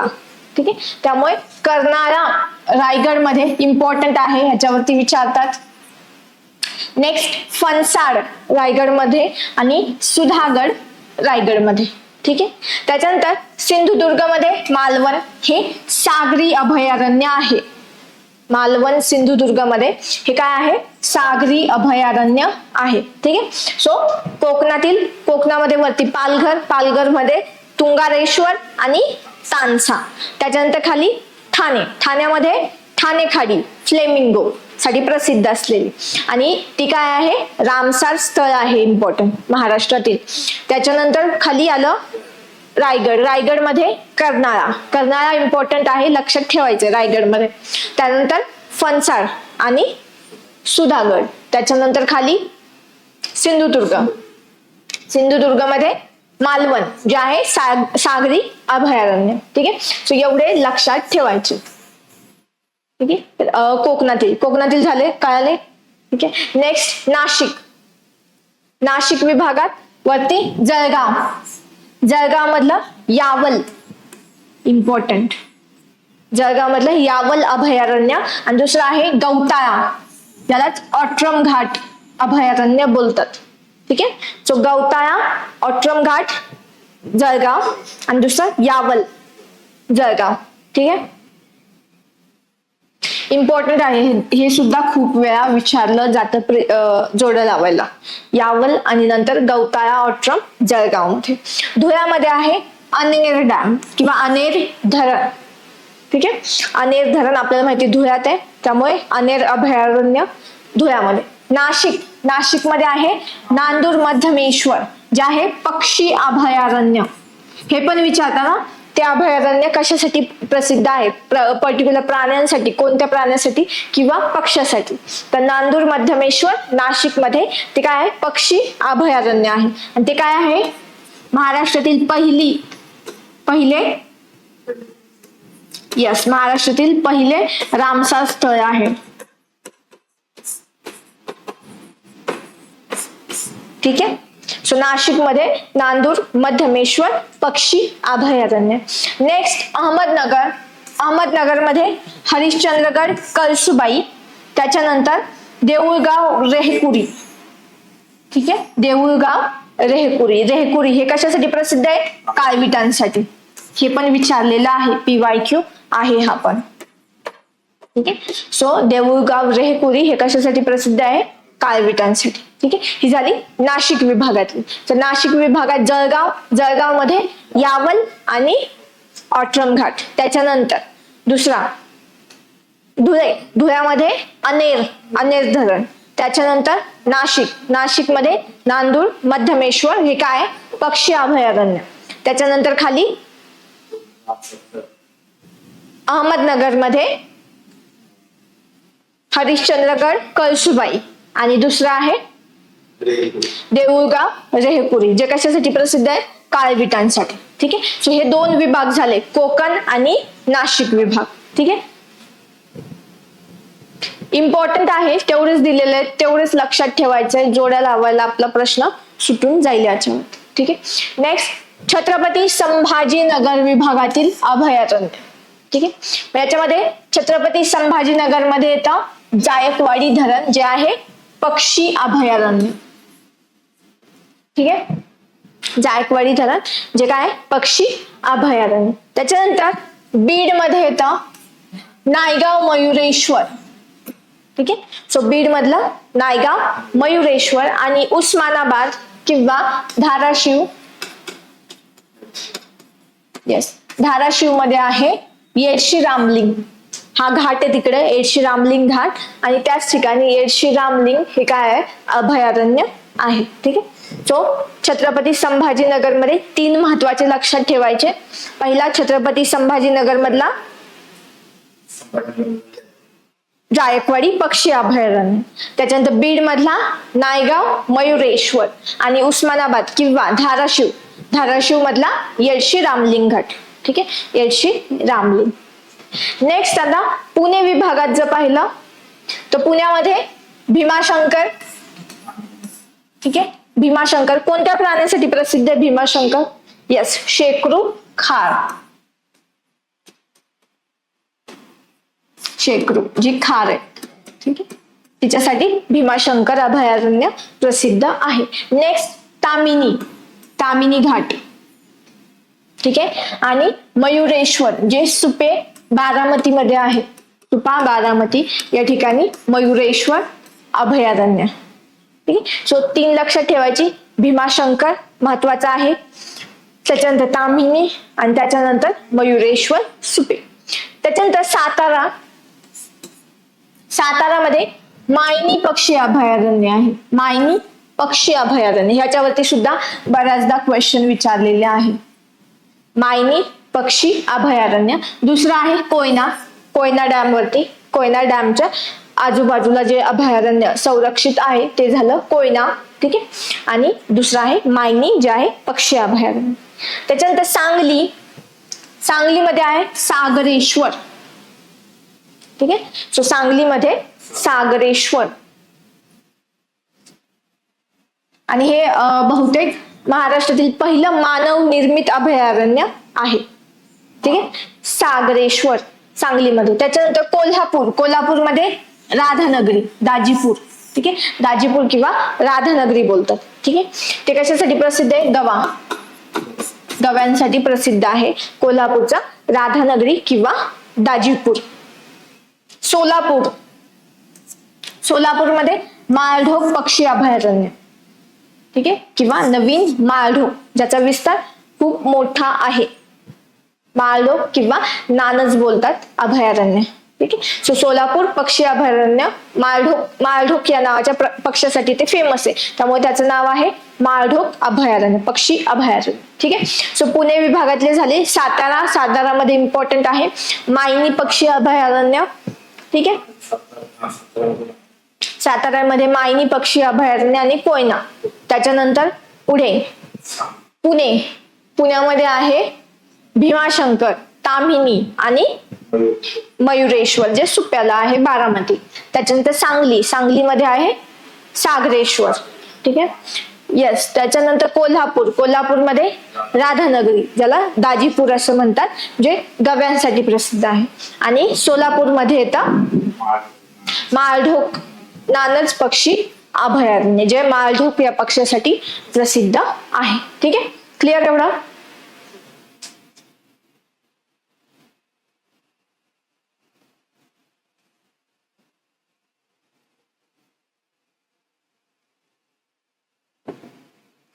ठीक आहे. हे झाले 2 विभाग, छत्रपती संभाजीनगर आणि पुणे विभागातील अभयारण्य. ठीक आहे. नेक्स्ट नागपूर विभाग. तर आता नागपूर विभागामध्ये गडचिरोलीमध्ये आहे चपराळा, त्याच्यानंतर प्राणहिता आणि भामरागड. ठीक आहे, त्याच्यामध्ये चपराळा महत्वाचा आहे. प्राणहिता नदी जाते, त्यामुळे त्या नदीच्या आसपास संरक्षित प्रदेश तो झाला प्राणहिता अभयारण्य. त्याच्यानंतर भामरागड. ठीक आहे, लक्षात ठेवायला सोपं. चपराळा अभयारण्य लक्षात ठेवायचं गडचिरोलीमध्ये, इम्पॉर्टंट. त्याच्यानंतर चंद्रपूरमध्ये येतं अंधारी, कन्हाळगाव आणि घोडझरी. ठीक आहे, याच्यामध्ये इम्पॉर्टंट अंधारी आणि घोडझरी. ठीक आहे, ते लक्षात असले पाहिजे. नागपूरमध्ये मानसिंग देव.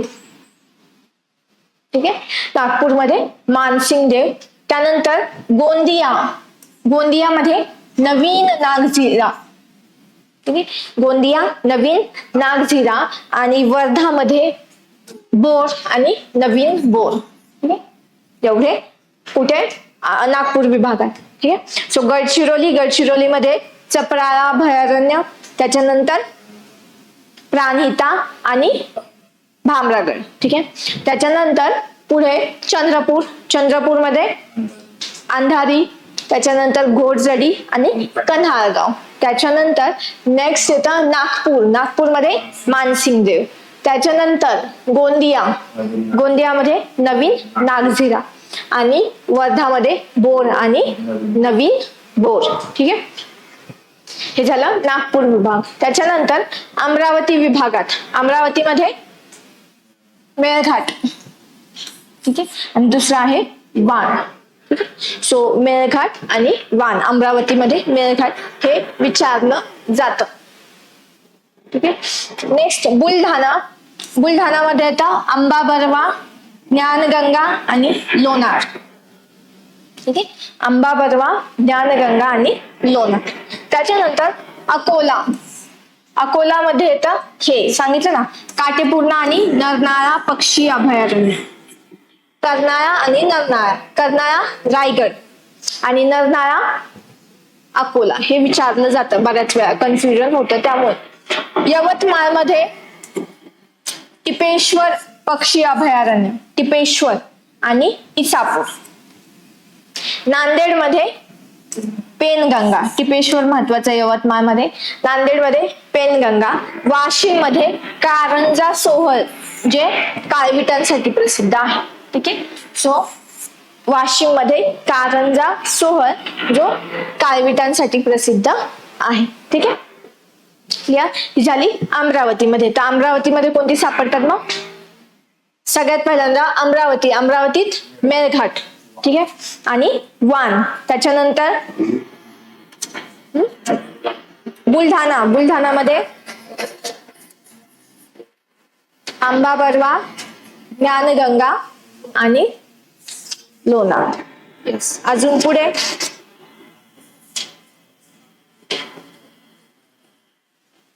अकोलामध्ये काटेपूर्णा आणि यस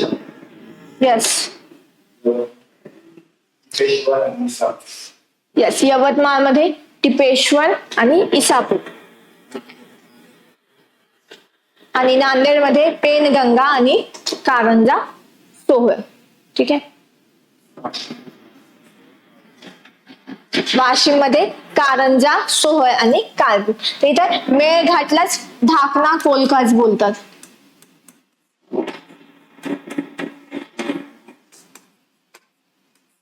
ठीक आहे, मेळघाटलाच ढाकणा कोलकाज असं सुद्धा म्हणतात. ठीक आहे, अल्टरनेट नावं विचारू शकतो. ठीक आहे, क्लिअर. एवढा भाग क्लिअर झाला.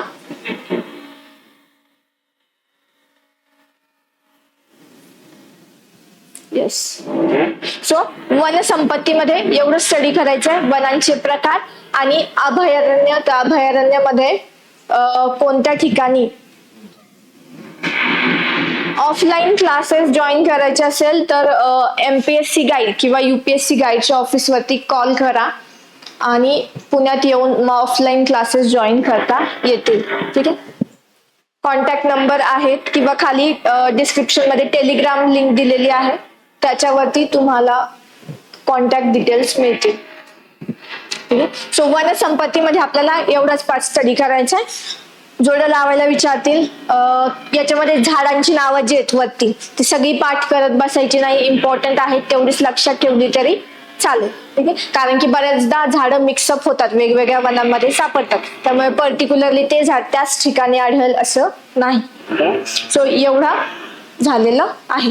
ठीक आहे, सो क्लिअर. ह्याच्यातून आपला फिजिकल जिओग्राफी जो आहे किंवा प्राकृतिक जो पार्ट होता महाराष्ट्र आणि भारत तो आपण पूर्ण कव्हर केलेला आहे, इन्क्लुडिंग क्लायमेटॉलॉजी किंवा हवामानशास्त्र. हवामानशास्त्र, पर्जन्यमान, तापमान सगळं आपण कव्हर केलंय. ठीक आहे, त्यामुळे फिजिकल जिओग्राफी टोटली आपलं झालेलं आहे सिलेबस कव्हरेज.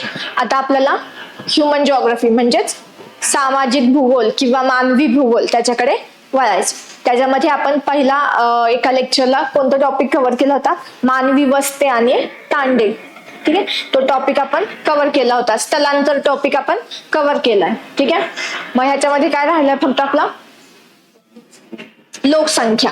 ठीक आहे, लोकसंख्या टॉपिक राहिले, आपण आता त्याला सुरुवात करू. ठीक आहे, लोकसंख्याला. त्याच्या आधी खनिज संपत्ती टॉपिक आहे, ऊर्जा संपत्ती आहे, तर तो सुद्धा आपण आधी कव्हर केलेला आहे, व्हिडिओ आहे तो बघून घ्यायचा आहे. ठीक आहे, हा टॉपिक सुद्धा खनिज संपत्ती वगैरे याच्यावरतीच आपल्या क्लायमेट वरती आणि मृदा संपत्ती किंवा खडक प्रणाली ह्याच्यावरतीच अवलंबून आहे आणि आपण ते पाहिलं. ठीक आहे, सो लोकसंख्या टॉपिक पाहिला. आपली लोकसंख्या कधी झालेली आहे, लोकसंख्या लास्ट जनगणना कधी, 2011. ठीक आहे, 2011 झाली आणि व्हायला किती वर्षांनी होते आपल्याकडे लोकसंख्या जनगणना, दर 10 वर्षांनी. ठीक आहे, दर 10 वर्षांनी आपल्याकडे लोकसंख्या होते. परंतु 2021 च्या काळात काय होता, कोविड, त्यामुळे ही जनगणना झाली नाही. त्यामुळे जो डेटा आहे आपल्याकडे तो कोणता आहे, 2011चा.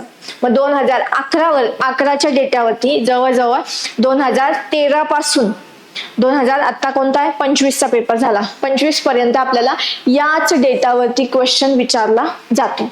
त्यामुळे काय झालं, आधी आयोग काय विचारायचं याच्यावरती जनरली,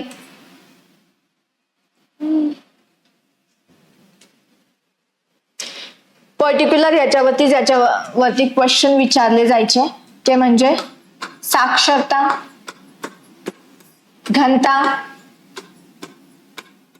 ठीक आहे, त्याच्यानंतर वाढ झालेले, कमी झालेले, त्याच्यानंतर निगेटिव्ह वाढ झालेले. ठीक आहे, लिंग गुणोत्तर,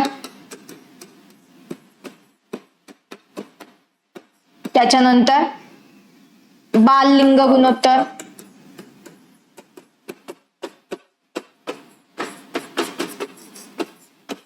सो अशा ह्याच्यावरती क्वेश्चन विचारायचे. आणि जुने जर पेपर पाहिले, राज्यसेवा असेल, राज्यसेवेचे पूर्व परीक्षेचे किंवा ह्याचे काय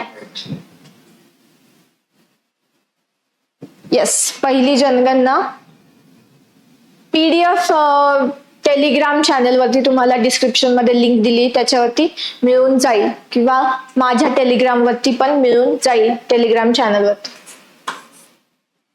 ठीक आहे, सो तर 2025 पर्यंत आपल्याला असे याच्यावरती राज्यसेवा पूर्व परीक्षा असू द्या किंवा कंबाईनच्या असू द्या, पूर्व आणि मेन्स, तर याच्यावरती लोकसंख्या टॉपिक वरती आपल्याला खूप जास्त प्रश्न पाहायला भेटायचे. एका पेपरमध्ये 3 ते 4 क्वेश्चन पाहायला भेटायचे आणि ते कसे होते, डिरेक्टली फॅक्च्युअल क्वेश्चन. ठीक आहे, परंतु आता 2 वर्षापासून जर पाहिलं, 2022 पासूनचा जर कल पाहिला तर या टॉपिक वरती आयोगाने क्वेश्चन थोडे कमी केलेले आहेत आणि ते पण क्वेश्चन कसे दिसतात, कन्सेप्ट वरती विचारलेले. ठीक आहे, फॅक्च्युअल क्वेश्चन कमी दिसतात परंतु कन्सेप्ट वरती, ठीक आहे, लोकसंख्येच्या बाबतीत ज्या काही कन्सेप्ट आहे त्याच्यावरती आपल्याला क्वेश्चन जास्त दिसतात. त्यामुळे आपल्याला जाताना कन्सेप्ट आणि फॅक्ट्स या सगळ्या गोष्टी स्टडी करायच्यात, परंतु त्याच्या बरोबरच कन्सेप्ट ज्या आहेत त्या सुद्धा आपल्याला स्टडी करायच्या. ठीक आहे, कारण जर कन्सेप्ट क्लिअर झाली तरच तुम्हाला पुढच्या गोष्टी फॅक्ट्स लक्षात येतील. ठीक आहे, सो आजच्या लेक्चर मध्ये आपण काय बघणार आहे, फक्त कन्सेप्ट.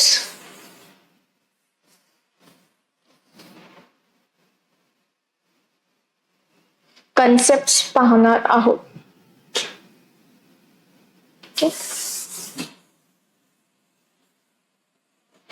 इझी टॉपिक आहे, फॅक्च्युअल आहे, परंतु सगळ्यांचा गोंधळ होतो. हा टॉपिक जिओग्राफी आणि इकॉनॉमी असा दोघांच्या सिलेबस मध्ये, त्यामुळे स्टडी करताना एकदा स्टडी करायचा. ठीक आहे, सोर्स त्या टॉपिक साठी एकच असला पाहिजे. ठीक आहे, तुम्ही इकडे इकॉनॉमीत पण स्टडी करताय आणि इकॉनॉमीच्या बुक मधून स्टडी करताय आणि जिओग्राफी मध्ये पुन्हा जिओग्राफीच्या बुक मधून स्टडी करताय, तर ते रिपीटेड एफर्ट्स होतील. ठीक आहे, आणि ते सुद्धा काही कामाचं होणार नाही, दोन्ही ह्याच्यातनं तुमच्या लक्षात राहणार नाही. त्यामुळे लोकसंख्या टॉपिक साठी एक तर तुम्ही इकॉनॉमिक स्टडी करा किंवा जिओग्राफी मध्ये स्टडी करा.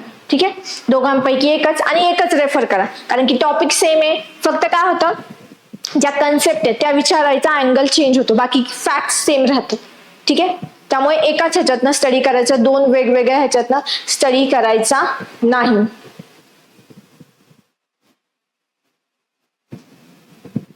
येस, सरळ सेवेसाठी हे व्हिडिओ जे आहेत उपयोगी पडतील. ठीक आहे, कारण की ज्यावेळेस तुम्ही सरळ सेवा किंवा इतर सेवा करता, तर कोणतीही एक्झाम करताना त्याच्या वरच्या लेवलच्या एक्झामचा तुमचा स्टडी असला पाहिजे. ठीक आहे, त्यामुळे सरळ सेवा करत असाल तर ग्रुप बी चा असेल, ग्रुप सी असेल, तर याचा स्टडी जर व्यवस्थित झालेला असेल तर सरळ सेवाला मार्क्स जास्त येतील, फायदा होतो, कारण की तुमचा एक स्टेप पुढे अभ्यास झालेला असतो बाकीच्या मुलांपेक्षा. जर तुम्ही कंबाईन साठी करताय तर तो तुमचा अभ्यास राज्यसेवा लेवलचा प्रिलिम साठी तरी तेवढा पाहिजे. ठीक आहे, वन स्टेप आहे, एक स्टेप वरती आपला अभ्यास पाहिजे, त्यावेळेस आपण कॉम्पिटिशन मध्ये तग धरू शकतो. ठीक आहे,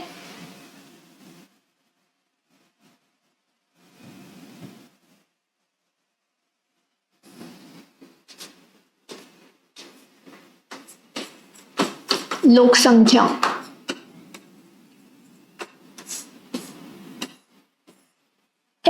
लोकसंख्या, तर ह्याच्यात आपण फक्त आज कन्सेप्ट पाहू, कोणकोणत्या महत्वाच्या कन्सेप्ट आहेत. ओके, सो यस, पहिली जी लोकसंख्या झाली कधी झाली, 1872 ला. ठीक आहे, रिपनच्या काळात. ठीक आहे, त्याच्यानंतर आताची आपली 2011ची. ठीक आहे, 21 ला होणार होती. दर 10 वर्षांनी आपल्या काय होतात, जनगणना होते. ठीक आहे, सो याच्यामध्ये महत्वाची आपण लोकसंख्येची घनता ऐकतो, घनता. त्याच्यानंतर लिंग गुणोत्तर.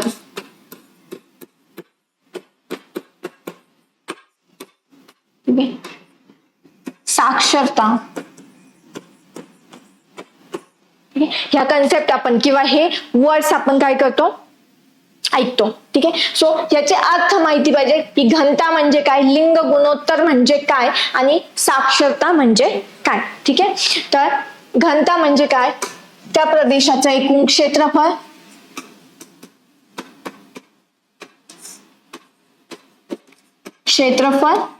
आणि त्या ठिकाणी असणारी लोकसंख्या किंवा त्या ठिकाणी त्या क्षेत्रफळामध्ये राहणारी लोकसंख्या. ठीक आहे, सो प्रदेशाचे क्षेत्रफळ आणि प्रदेशातील एकूण लोकसंख्या.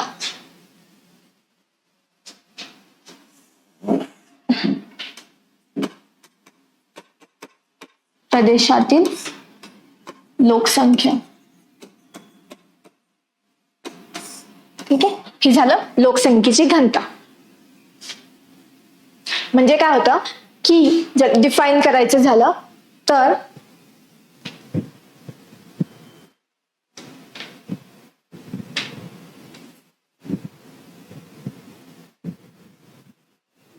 बाकीचे क्लास, आता जिओग्राफी आपल्याला संपत आलाय, 26 फेब पासून नेक्स्ट सब्जेक्ट स्टार्ट होईल. ठीक आहे,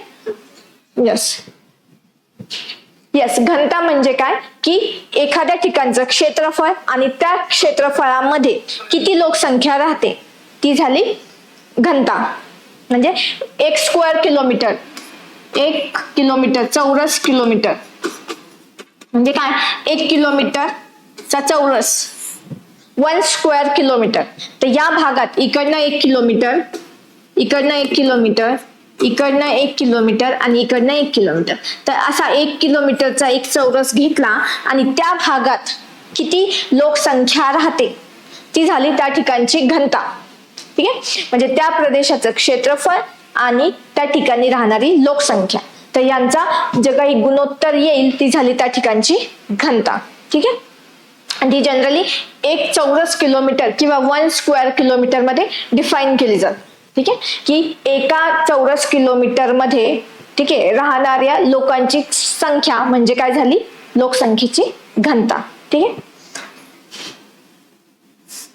म्हणजे जर आपण म्हटलं की एखाद्या ठिकाणची लोकसंख्या 300 आहे, तर याचा काय होतं, त्या ठिकाणी 1 किलोमीटरचा हा जो चौरस आहे, तर ह्या 1 किलोमीटरच्या क्षेत्रफळामध्ये किती लोक राहतात, 300. ठीक आहे, 300 झाली. एखाद्या ठिकाणी 1000 असेल तर तेवढ्याच भागात 1 किलोमीटरच्या ह्याच्यात किती लोक राहतात, 1000. मग कुठे लोकसंख्येची घनता जास्त कुठे येणार, ही लोकसंख्येची घनता ह्या दोघांपैकी जास्त कोणती येणार, 1 किलोमीटरच्या चौरस मध्ये 300 लोक राहत आहेत आणि 1 किलोमीटरच्या चौरस मध्ये 1000 लोक राहत आहेत, तर लोकसंख्येची घनता जास्त कुठे, ज्या ठिकाणी 1000 लोक राहतात, कारण की ते 1 किलोमीटर मध्ये तेवढ्याच जागेत तेवढी जास्त लोक राहत आहेत, 3 पट जास्त लोक राहत आहेत, त्यामुळे काय होणार, जास्त गर्दी. तर लोकसंख्येची घनता जास्त म्हणजे त्या ठिकाणी कमी क्षेत्रफळामध्ये जास्त लोक राहत आहेत. जसं की मुंबईची घनता जास्त, दिल्लीची लोकसंख्येची घनता जास्त, ठाणेची लोकसंख्येची घनता जास्त, कारण की कमी एरियामध्ये जास्तीत जास्त लोक त्या ठिकाणी आपल्याला राहायला दिसतात. ठीक आहे, येस. सो पहिलं काय आलं, घनता म्हणजे काय, लोकसंख्येची घनता म्हणजे काय, एखाद्या क्षेत्रफळामध्ये किंवा 1 चौरस किलोमीटर मध्ये किती लोकसंख्या राहते त्या प्रदेशात, ती झाली लोकसंख्येची घनता. ठीक आहे, सो लिंग गुणोत्तर म्हणजे काय, तर एखाद्या प्रदेशातील पुरुष लोकसंख्या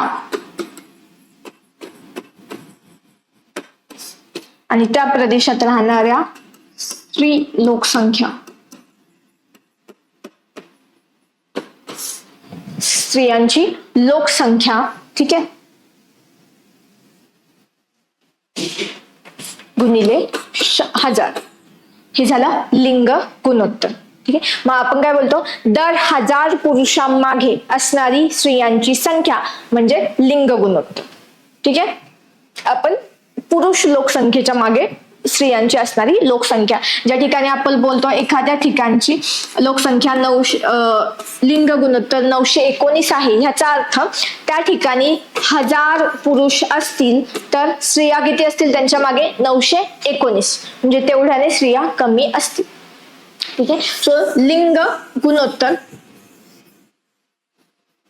मग लिंग गुणोत्तर काही ठिकाणी आपल्याला 1000 पेक्षा जास्त सापडतं, म्हणजे की त्या ठिकाणी स्त्रियांची संख्या पुरुषांपेक्षा जास्त सापडते. फॉर एक्झाम्पल आपल्याकडे रत्नागिरी, सिंधुदुर्ग आणि भारतात केरळ या ठिकाणी. ठीक आहे, सो लिंग गुणोत्तर कन्सेप्ट काय, की दर 1000 पुरुषांमागे असणारी स्त्रियांची लोकसंख्या, किंवा फॉर्म्युला काय, स्त्रियांची लोकसंख्या त्या प्रदेशातील डिवाइड बाय पुरुषांची लोकसंख्या गुणिले 1000. ठीक आहे, त्यानंतर साक्षरता. ठीक आहे, त्यानंतर काय, साक्षरता. ठीक आहे, तर आपल्याकडे साक्षरतेची डेफिनेशन म्हणजे काय, की 7 वर्ष. ठीक आहे, 7 वर्षावरील कोणतीही व्यक्ती जी लिहू किंवा वाचू शकते, जिला अक्षरांची ओळख आहे, अशी कोणती व्यक्ती, ती झाली साक्षर. ठीक आहे, म्हणजे जिचं वय 7 वर्षांपेक्षा जास्त असायला हवं, 7 किंवा 7 वर्षांपेक्षा जास्त, तिला काय यायला हवं, लिहिता वाचता. लिहिता व वाचता येत असेल तर तिला आपण काय बोलणार, साक्षर. ठीक आहे, लिहिता वाचता येत असेल तर तिला आपण बोलणार साक्षर.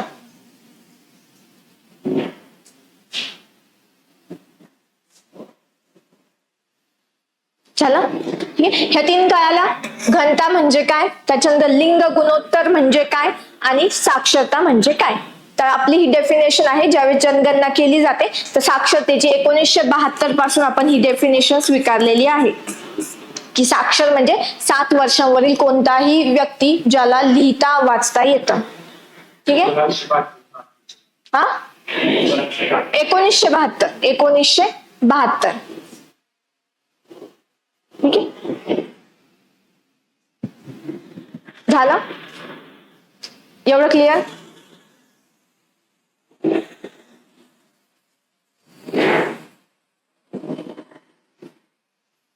ठीक आहे. नेक्स्ट जन्मदर.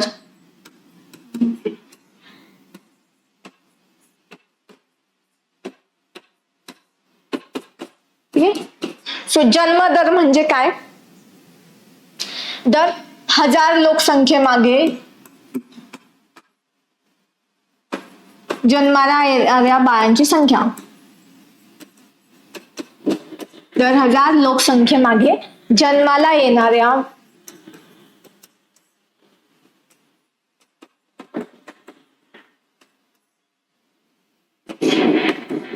संख्या, तो झाला जन्मदर.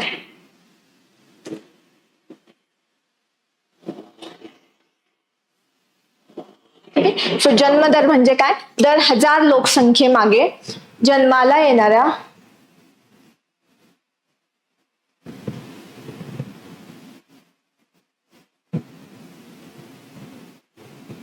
ठीक आहे. सो जन्मदर म्हणजे काय? दर 1000 लोकसंख्येमागे जन्माला येणाऱ्या बालकांची संख्या किंवा जीवित बालकांची संख्या. जन्माला येणाऱ्या जीवित बालकांची संख्या म्हणजे किती जन्माला येणारे बालक जिवंत राहतात 1000 मागे, ते झाले जन्म दर. ठीक आहे. सो जन्मदर म्हणजे काय? दर 1000 लोकसंख्येमागे जन्माला येणाऱ्या जीवित बालकांची संख्या म्हणजे जन्मदर. आणि मृत्यूदर म्हणजे काय? दर 1000 लोकसंख्येच्या मागे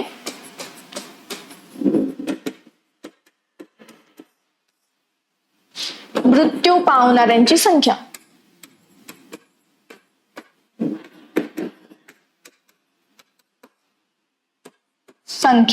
ठीक आहे. ती झाला, तो झाला मृत्यूदर. मृत्यूदर म्हणजे काय? म्हणजे एका वर्षात दर 1000 लोकसंख्येमागे किती लोक मृत्यू पावतात, तर तो झाला मृत्यूदर. ठीक आहे.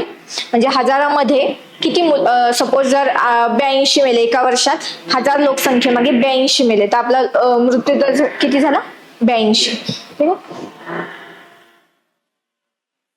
बोलणे येत नाही, बोलणं सगळ्याला येतं, पण डेफिनेशन आहे साक्षरतेची की लिहिता आणि वाचता यायला पाहिजे. कोणती एक भाषा लिहिता किंवा वाचता यायला पाहिजे. ठीक आहे. बोलता आलं तर तो साक्षर होतो असं नाही, बोलता सगळ्यांनाच येतं. ठीक आहे. पण लिहिता आलं पाहिजे आणि वाचता आलं पाहिजे, त्यावेळेस आपण त्याला काय मोजणार? साक्षरतेमध्ये मोजलं जाणार. ठीक आहे. ह्या दोन झाल्या जन्मदर आणि मृत्यूदर. जन्मदर आणि मृत्यूदर 1000 लोकसंख्येमागे मेजर केले जातात. लक्षात ठेवायचं, इथं 1000, त्याच्यानंतर लाख केलं जातं बऱ्याचदा ऑप्शन मध्ये. 1000मागे जन्माला आलेली मुलं किंवा जन्म घेतलेली जीवित संख्या, ती झाली जन्मदर. आणि 1000मागे मृत्यूदर. ठीक आहे. एवढं लक्षात ठेवायचं. 1000 आहे तिथे. ठीक आहे. नेक्स्ट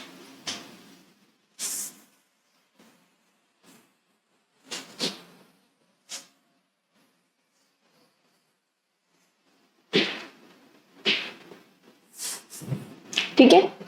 त्यानंतर येतो एकूण जनन दर.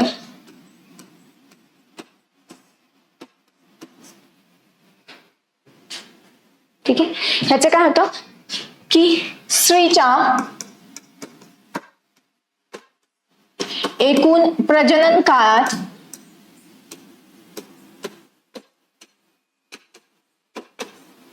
स्त्रीच्या एकूण प्रजनन कालावधीत तिला होणारी सरासरी मुले.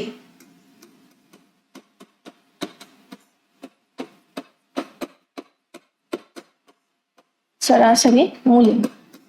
तो हा झाला एकूण जनन दर.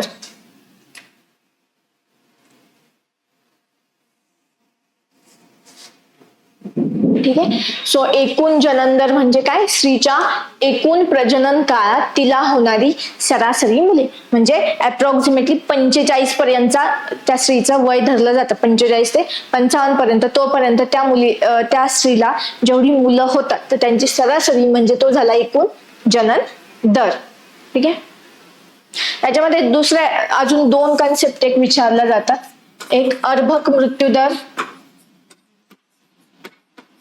अर्भक मृत्यू दर, आणि दुसरा असतो माता मृत्यू दर.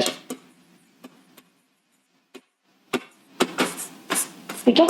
अर्भक मृत्यू दर आणि दुसरा आहे माता मृत्यू दर.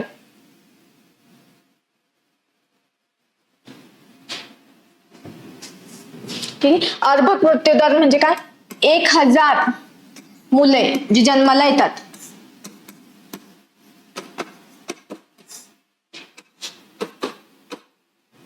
एक 1000 मुले जन्माला येतात तर त्यांच्या मागे होणारे मृत्यू, म्हणजे 1000 मुलं जी जन्माला आली तर त्यांच्यामध्ये किती मुलं मृत्यू पावली, तो झाला अर्भक मृत्यू दर. मग याच्यामध्ये यांचं वय असलं पाहिजे 1 वर्ष. 1 वर्षाच्या आत किती मुलं, 1000च्या मागे किती जन्माला आलेली मुलं मृत्यू पावली, ठीक आहे, ती झाली अर्भक मृत्यू दर.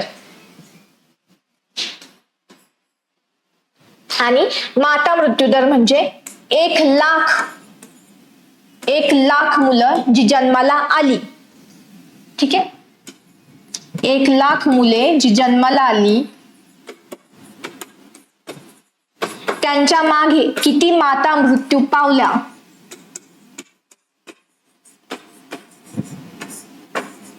तो दर म्हणजे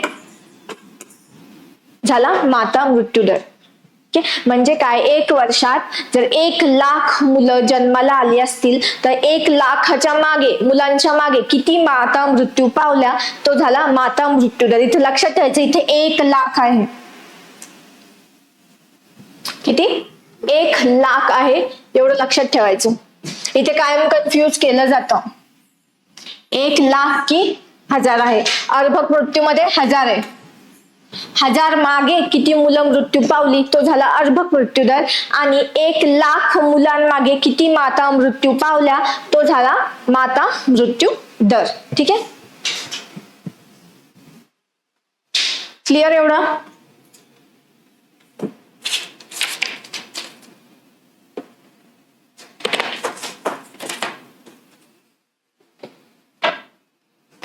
ठीक आहे. एवढा कन्सेप्ट क्लिअर झाला.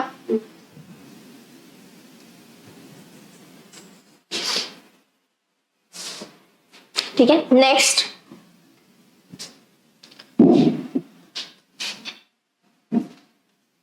त्याच्यानंतर आपल्याला पाहिजे क्लिअर सगळं. ठीक आहे. लोकसंख्या वाढीचे टप्पे.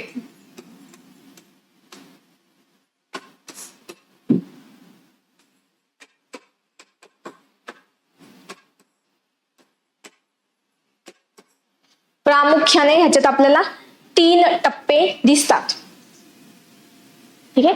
प्रामुख्याने 3 टप्पे दिसतात आपल्याला. ठीक आहे. जनरली आयोग आतापर्यंत 3 टप्प्यापर्यंतच गेलाय.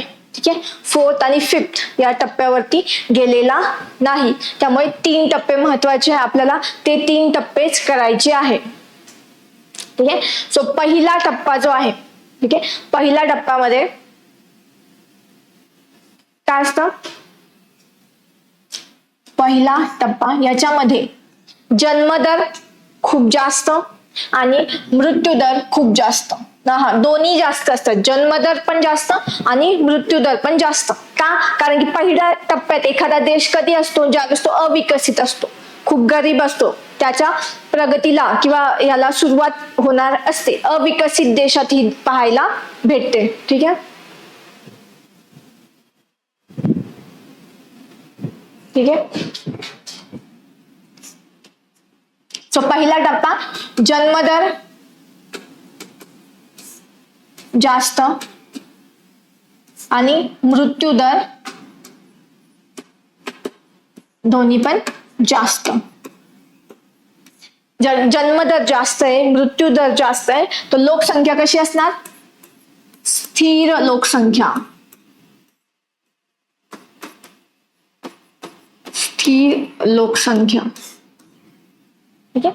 सो जन्मदर जास्त, मृत्यू दर जास्त आणि लोकसंख्या कशी त्यामुळे स्थिर. कारण की जर जन्मदर 10 असेल आणि मृत्यू जर 7 होत असतील त्याच्यातलं, तर मग लोकसंख्या कशी राहणार? स्थिर. वाढणार पण नाही, कमी पण नाही होणार. ठीक आहे. त्यामुळे स्थिर लोकसंख्या आपल्याला सापडते. ठीक आहे. आणि ही जनरली कुठे सापडते अवस्था? अविकसित देश.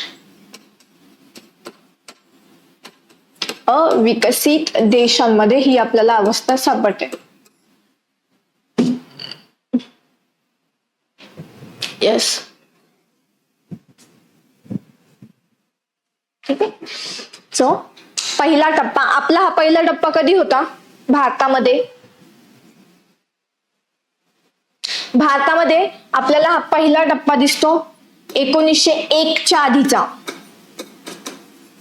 1901च्या आधी जी होती, तर आपल्याला हा टप्पा दिसतो 1901च्या आधी.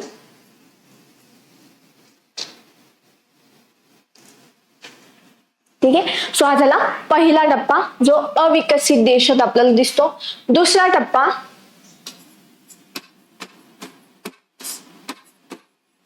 ठीक आहे. आता दुसऱ्या टप्प्यात काय होतं की देशातील जे काही आरोग्य व्यवस्था आहे त्याच्याकडे हळूहळू लक्ष द्यायला सुरुवात केली जाते किंवा आरोग्य व्यवस्था हळूहळू प्रगती करायला लागते. त्यामुळे काय होतं, मृत्यू दर जो आहे तो कमी व्हायला सुरुवात होते.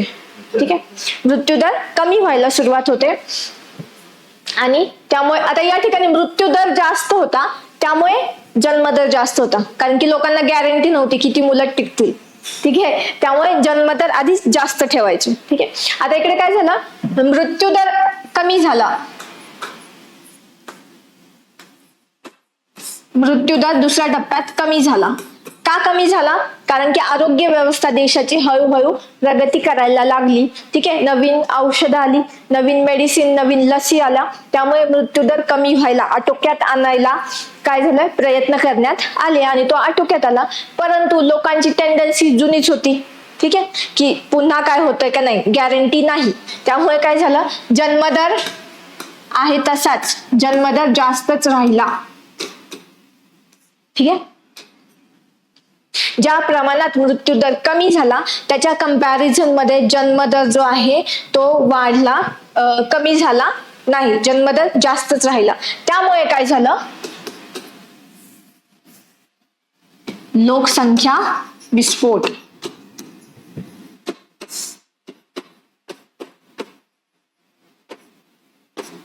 लोकसंख्या विस्फोट म्हणजे काय, लोकसंख्या प्रचंड प्रमाणात वाढली. ठीक आहे. लोकसंख्या काय झाली, प्रचंड प्रमाणात वाढली, त्यामुळे झाला लोकसंख्येचा विस्फोट. आणि ही अवस्था आपल्याला दिसते विकसनशील देश. विकसनशील देश जसे की भारत. विकसनशील देश आपल्याकडे ही लोकसंख्या विस्फोट आपल्याकडे पाहायला भेटला. कारण की विकसनशील देश हळूहळू प्रगती करायला सुरुवात करतात. ठीक आहे. आरोग्य व्यवस्था सुधारते, परंतु जन्मदर कमी करण्यात त्यांना तेवढा त्या स्टेजमध्ये सफलता येत नाही. त्यामुळे जन्मदर जास्त राहतो आणि मृत्यूदर कमी होतो. त्यामुळे लोकसंख्या विस्फोट पाहायला भेटतो. ह्याच्यावरती क्वेश्चन विचारतात की लोकसंख्या विस्फोट कोणत्या स्टेजमध्ये दिसतो. ठीक आहे. किंवा इथून विचारलं जातं अशी स्टेज की ज्यामध्ये जन्मदर जास्त आहे परंतु मृत्यूदर कमी झाला, ही स्टेज कोणती लोकसंख्येची, तर मग कोणती, दुसरी स्टेज. किंवा जन्मदर जास्त आणि मृत्यूदर कमी अशी लोकसंख्येची अवस्था कोणत्या देशामध्ये पाहायला भेटते, विकसनशील देश. ठीक आहे. सो याच्यावरतीच क्वेश्चन फिरवून विचारले जातात. ठीक आहे. सो जन्मदर जास्त आणि मृत्यूदर कमी. ठीक आहे. आपल्याकडे ही स्टेज जी आहे ती कधी दिसली, 1951 नंतर 1981 पर्यंत आपल्याकडे लोकसंख्या विस्फोट दिसून आला भारतामध्ये. ठीक आहे, 1951 नंतर 1981 पर्यंत लोकसंख्या प्रचंड वेगाने वाढली आणि लोकसंख्येचा विस्फोट आपल्याकडे पाहायला भेटला. ठीक आहे, सो हा झाला दुसरा टप्पा. आता तिसऱ्या टप्प्यात काय होतं?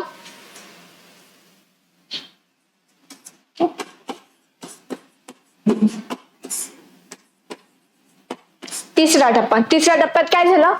आता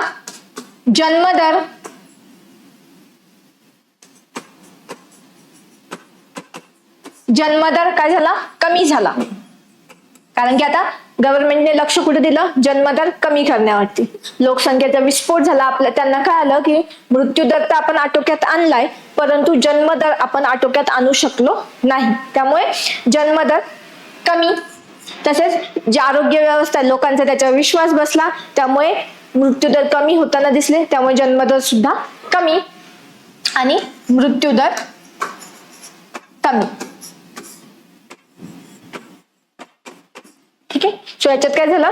जन्मदर पण कमी आणि मृत्यूदर पण कमी.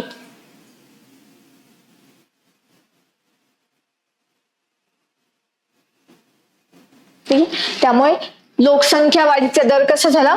कमी.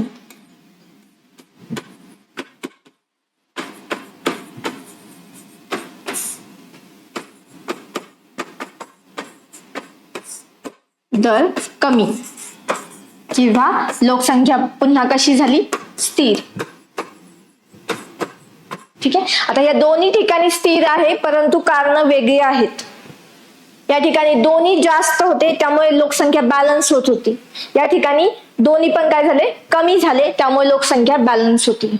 ठीक आहे, त्यामुळे हे 3 टप्पे आपल्याला लक्षात ठेवायचे. आता आपण जर पाहिलं भारतात, ठीक आहे, तर आपण आता या स्टेजला लागलोय. आपल्याकडे जन्मदर सुद्धा कमी होतोय आणि मृत्यूदर सुद्धा कमी होताना दिसतोय. ठीक आहे,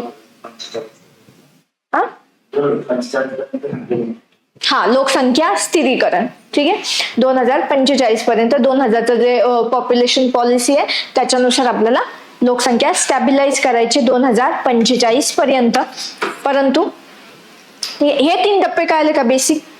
बेसिक 3 आहे. याच्यावरतीच बऱ्याचदा क्वेश्चन विचारले जातात, याच्यावरतीच दिसतात की पहिल्या टप्प्यामध्ये जन्मदर जास्त, मृत्यूदर जास्त. का? कारण की देश जो होता तो अविकसित होता. ठीक आहे, त्यामुळे आरोग्य व्यवस्थेकडे लक्ष नाही किंवा त्याचा काही विकास झालेला नाही. ठीक आहे, त्यामुळे जन्मदर जास्त, मृत्यूदर पण जास्त. त्यामुळे लोकसंख्या कशी? स्थिर. त्यामुळे स्थिर लोकसंख्या. आणि कुठे दिसते ती? अविकसित देश, आफ्रिकन देश जे आहेत. ठीक आहे, किंवा आपल्या जगात सुद्धा अनेक देश जे अविकसित आहेत, त्या ठिकाणी त्यांची ही लोकसंख्येची अवस्था दिसते आपल्याला. ठीक आहे, नेक्स्ट दुसऱ्या टप्प्यामध्ये काय झालं? आरोग्य व्यवस्था सुधारली. हळूहळू देश प्रगती करायला लागला, अविकसित कडून विकसनशीलकडे वाटचाल व्हायला लागली. त्यामुळे आरोग्य व्यवस्था सुधारली, उपजीविकेचे साधनं निर्माण झाली, त्यामुळे मृत्यूदर कमी व्हायला मदत झाली. परंतु ज्या प्रमाणात मृत्यूदर कमी व्हायला हवा होता त्या प्रमाणात जन्मदर कमी झाला नाही. जन्मदर काय राहिला? जास्त. त्यामुळे जन्मदर जास्त आणि मृत्यूदर कमी, त्यामुळे झाला लोकसंख्या विस्फोट. ठीक आहे,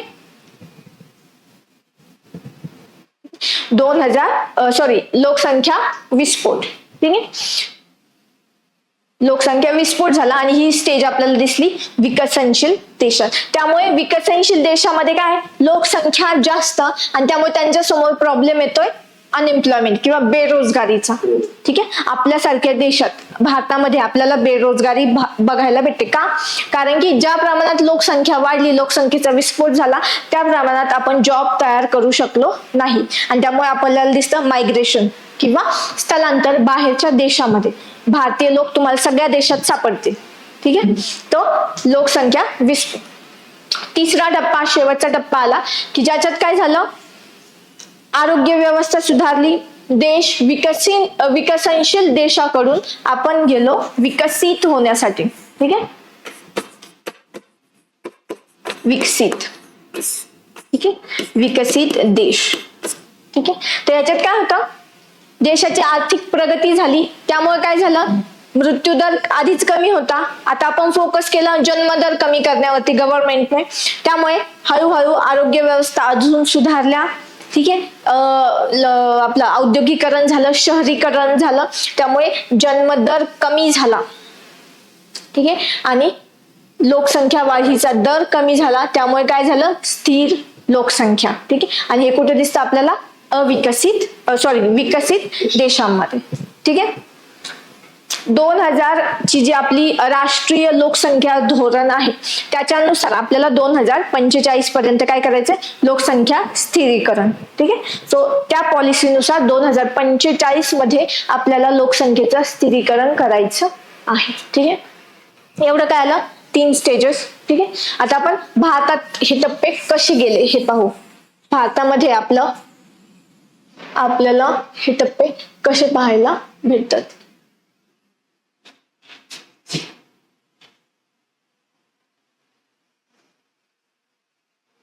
ठीक आहे. तर आपल्याकडे पहिला टप्पा जो होता,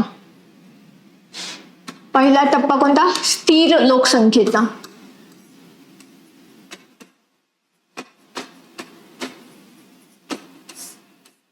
ठीक आहे.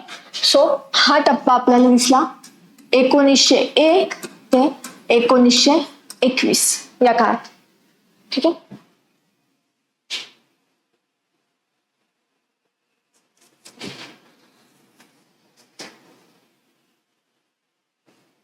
यावेळेस काय होतं, स्थिर लोकसंख्या. ठीक आहे. जन्मदर जास्त,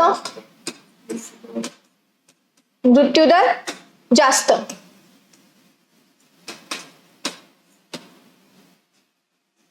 मृत्यूदर सुद्धा जास्त. ठीक आहे. त्यामुळे लोकसंख्या कशी होती, स्थिर. परंतु याच्यामध्ये 1901 ते 1911, ठीक आहे, 1911 ते 1921 या काळात काय झालं, लोकसंख्येची ऋणात्मक वाढ.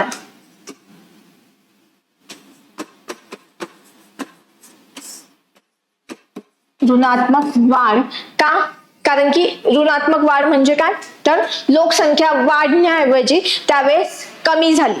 ठीक आहे.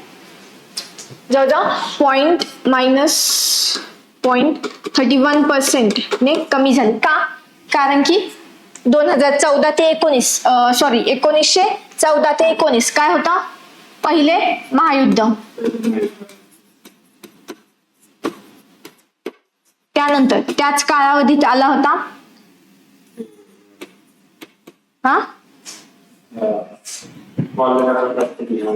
दुष्काळ. यस. त्याच्यानंतर कॉलरा महामारी. सो या सगळ्या कारणामुळे काय झाला, मृत्यू दर वाढला आणि त्यामुळे लोकसंख्येचा जो हे होता, ठीक आहे, काय वाढ जी होती ती कशी झाली, ऋणात्मक. कॉलरा असेल, त्याच्यानंतर टीबी क्षयरोग असेल, अशा इन्फ्लुएन्झा वगैरे अशा महामारीचा प्रसार होत होता. दुष्काळ होता, त्याच्यानंतर पहिले महायुद्ध होते, त्यामुळे काय झालं, ऋणात्मक वाढ आपल्याला भारतात यावेळी दिसली. 1911 ते 21. 1911 ते 21.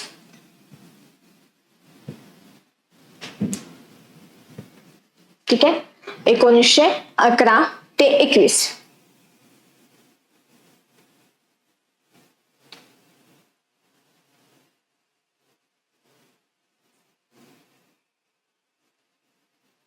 ठीक आहे.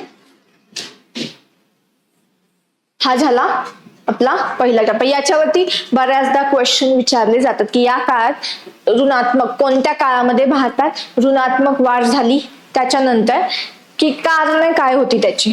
ठीक आहे. सो पहिले महायुद्ध, दुष्काळ असेल, त्याच्यानंतर कॉलरा यांची महामारी, यांचा हे उद्रेक. ठीक आहे. नेक्स्ट 1921 ते 51.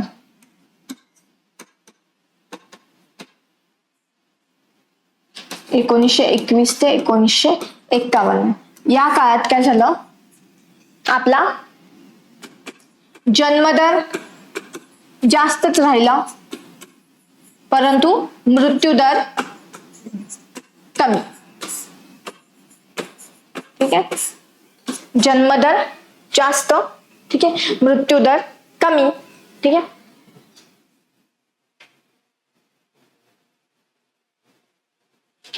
त्यामुळे या काळात, परंतु हा जो डिफरन्स होता जन्मदर आणि मृत्यूदर मध्ये हा जास्त नव्हता, त्यामुळे ही संख्या, लोकसंख्या कशी वाढली? संथपणे.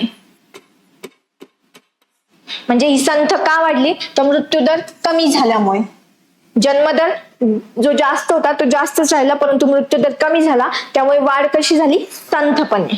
ठीक आहे, नंतर आला महत्वाचा टप्पा, तो म्हणजे 1951 ते 1981, ज्याला आपण बोलतो भारतातील लोकसंख्येचा विस्फोट.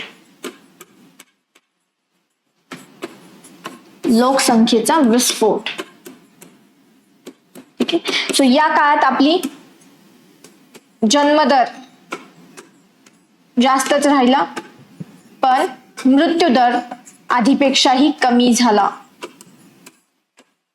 त्यामुळे ही स्टेज जी आहे लोकसंख्येचा विस्फोट, ती आपण कोणत्या वर्षात अनुभवली? 1951 ते 1981. का? कारण की स्वातंत्र्यानंतर काय झालं? आपल्या आरोग्य सेवामध्ये सुधारणा झाल्या. ठीक आहे, लोकांचं राहणीमान सुधारलं, त्यामुळे मृत्यूदर कमी झाले परंतु त्या मानाने जन्मदर कमी झाला नाही, त्यामुळे आपल्याला इथे दिसला लोकसंख्येचा विस्फोट. ठीक आहे, झालं.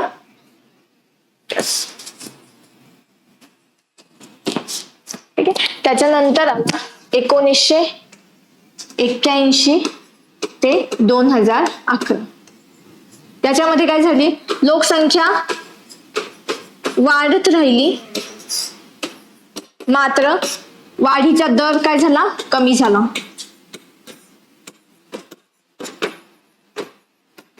वाढीचा दर कमी झाला आपला. ठीक आहे, 1981 ते 2011, कारण ते इथपर्यंत आपण पाहिलं लोकसंख्येचा विस्फोट झाला. त्याच्यानंतर 1976चं आपलं पहिलं लोकसंख्या धोरण आलं 1976चं, आणि लोकसंख्या कमी करण्यासाठी आपण प्रयत्न केले. आपलं 1976चं लोकसंख्या धोरण पहिलं, त्याच्यानंतर 2000चं लोकसंख्या धोरण. त्यामुळे आपण काय केलं? वाढीचा दर कमी करण्यावरती भर दिला, लोकसंख्या वाढ कमी करण्यावरती आपण भर दिला. ठीक आहे, मग आता आपल्याकडे लास्ट 15.9 ठीक आहे आपला होता महाराष्ट्राचा लोकसंख्या वाढीचा दर. ठीक आहे, सो आणि भारताचा 17. सो लोकसंख्या वाढीचा दर कमी केलाय परंतु लोकसंख्या आपली कशी आहे? वाढलेली आहे परंतु वाढीचा दर जो आहे तो कमी झाला. ठीक आहे, सो हे टप्पे. परंतु भारतातले काही राज्य पाहिली तर आपल्याला वेगवेगळ्या टप्प्यावरती आढळतील. केरळ, त्याच्यानंतर गोवा. ठीक आहे, ही राज्य पाहिली. खालची तामिळनाडू, ही आपल्याला, आपण जे 3 टप्पे पाहिले तर ही आपल्याला तिसऱ्या टप्प्यात दिसतात. का? यांच्याकडे लोकसंख्या स्टॅबिलाइज झालेली आहे आणि इव्हन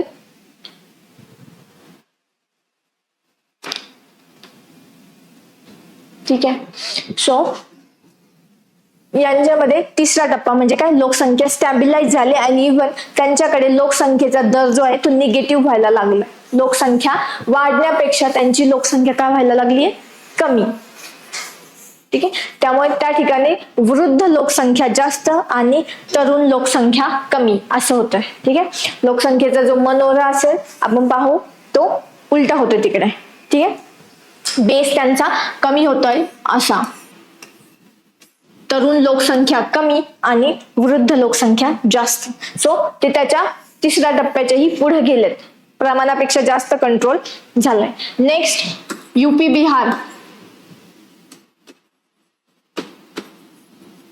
राजस्थान, MP हे लोक अजून कुठे आहेत? दुसरा टप्पा म्हणजेच लोकसंख्या विस्फोट.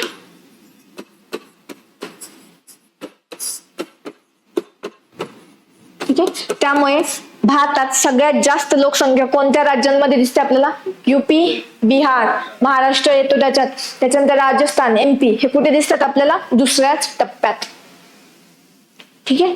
त्यामुळे भारतात कोणती आहे? तर जनरली आपण बोलतो की आपण मिडल लेवलला आहोत अजून. ठीक आहे. परंतु वेगवेगळ्या राज्यात आपल्याला वेगवेगळा टप्पा दिसून येतो. येस, साऊदर्न स्टेट जे आहे, साऊथचे स्टेट जे आहे त्यांनी पॉप्युलेशन कंट्रोल केलेली आहे आणि त्या ह्याच्यात नॉर्दर्न स्टेट जे आहे, उत्तरेकडील राज्य आहे ते असफल झालेले आहेत पॉप्युलेशन कंट्रोल मध्ये. त्यामुळे त्या राज्यातून आपल्याला स्थलांतर इतर राज्यामध्ये किंवा साऊथच्या राज्यांमध्ये होताना दिसतं. कारण की लोकसंख्या जास्त तर तेवढ्या प्रमाणात रोजगार निर्माण होत नाही, त्या ठिकाणी केला जात नाही किंवा करत नाही, होत नाही आणि त्यामुळे आपल्याला स्थलांतर दिसतं. ठीक आहे. आणि त्यामुळे स्थलांतरांचे होणारे प्रॉब्लेम्स आपल्याला पाहायला भेटतात. ठीक आहे. चालेल, मग आजच्या लेक्चरमध्ये आपण थांबू. ठीक आहे, टाइम झालाय. नेक्स्ट लेक्चर, उद्याच्या लेक्चरमध्ये आपण राहिलेला पार्ट कम्प्लीट करू. ठीक आहे. आजचं लेक्चर कळालं? काही डाऊट? वनसंपत्ती आणि लोकसंख्या, आता बेसिक कन्सेप्ट पाहिलं आपण. याच्यानंतर आपण पॉप्युलेशन पॉलिसी पाहू 2001 ची आणि त्याच्यानंतर महाराष्ट्र आणि भारताची लोकसंख्या. ठीक आहे, ते एकदा कम्पेअर करून आपण शिकू. ठीक आहे, चालेल. Okay, thank you so much. काही डाऊट असेल तर कमेंट्स मध्ये टाका, ऍड्रेस केले जातील. PDF यस, टेलिग्राम वरती मिळेल माझ्या. ठीक आहे, चालेल. Thank you so much. कव्हर होईल आता. जिओग्राफी झालाय.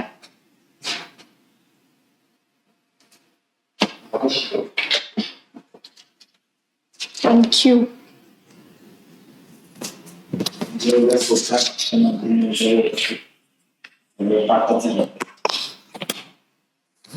क्लासेस भंडारामध्ये नाही आहेत, ऑफलाईन क्लासेस. ऑफलाईन क्लासेस जे आहेत ते पुण्यामध्ये भेटतील. ठीक आहे, पुण्यामध्ये MPSC गाईड किंवा UPSC गाईड करून ऑफलाईन क्लासेस मिळतील. डिस्क्रिप्शन मध्ये लिंक आहे टेलिग्राम चॅनलची, त्याच्यावरती तुम्हाला कॉन्टॅक्ट डिटेल्स मिळून जातील.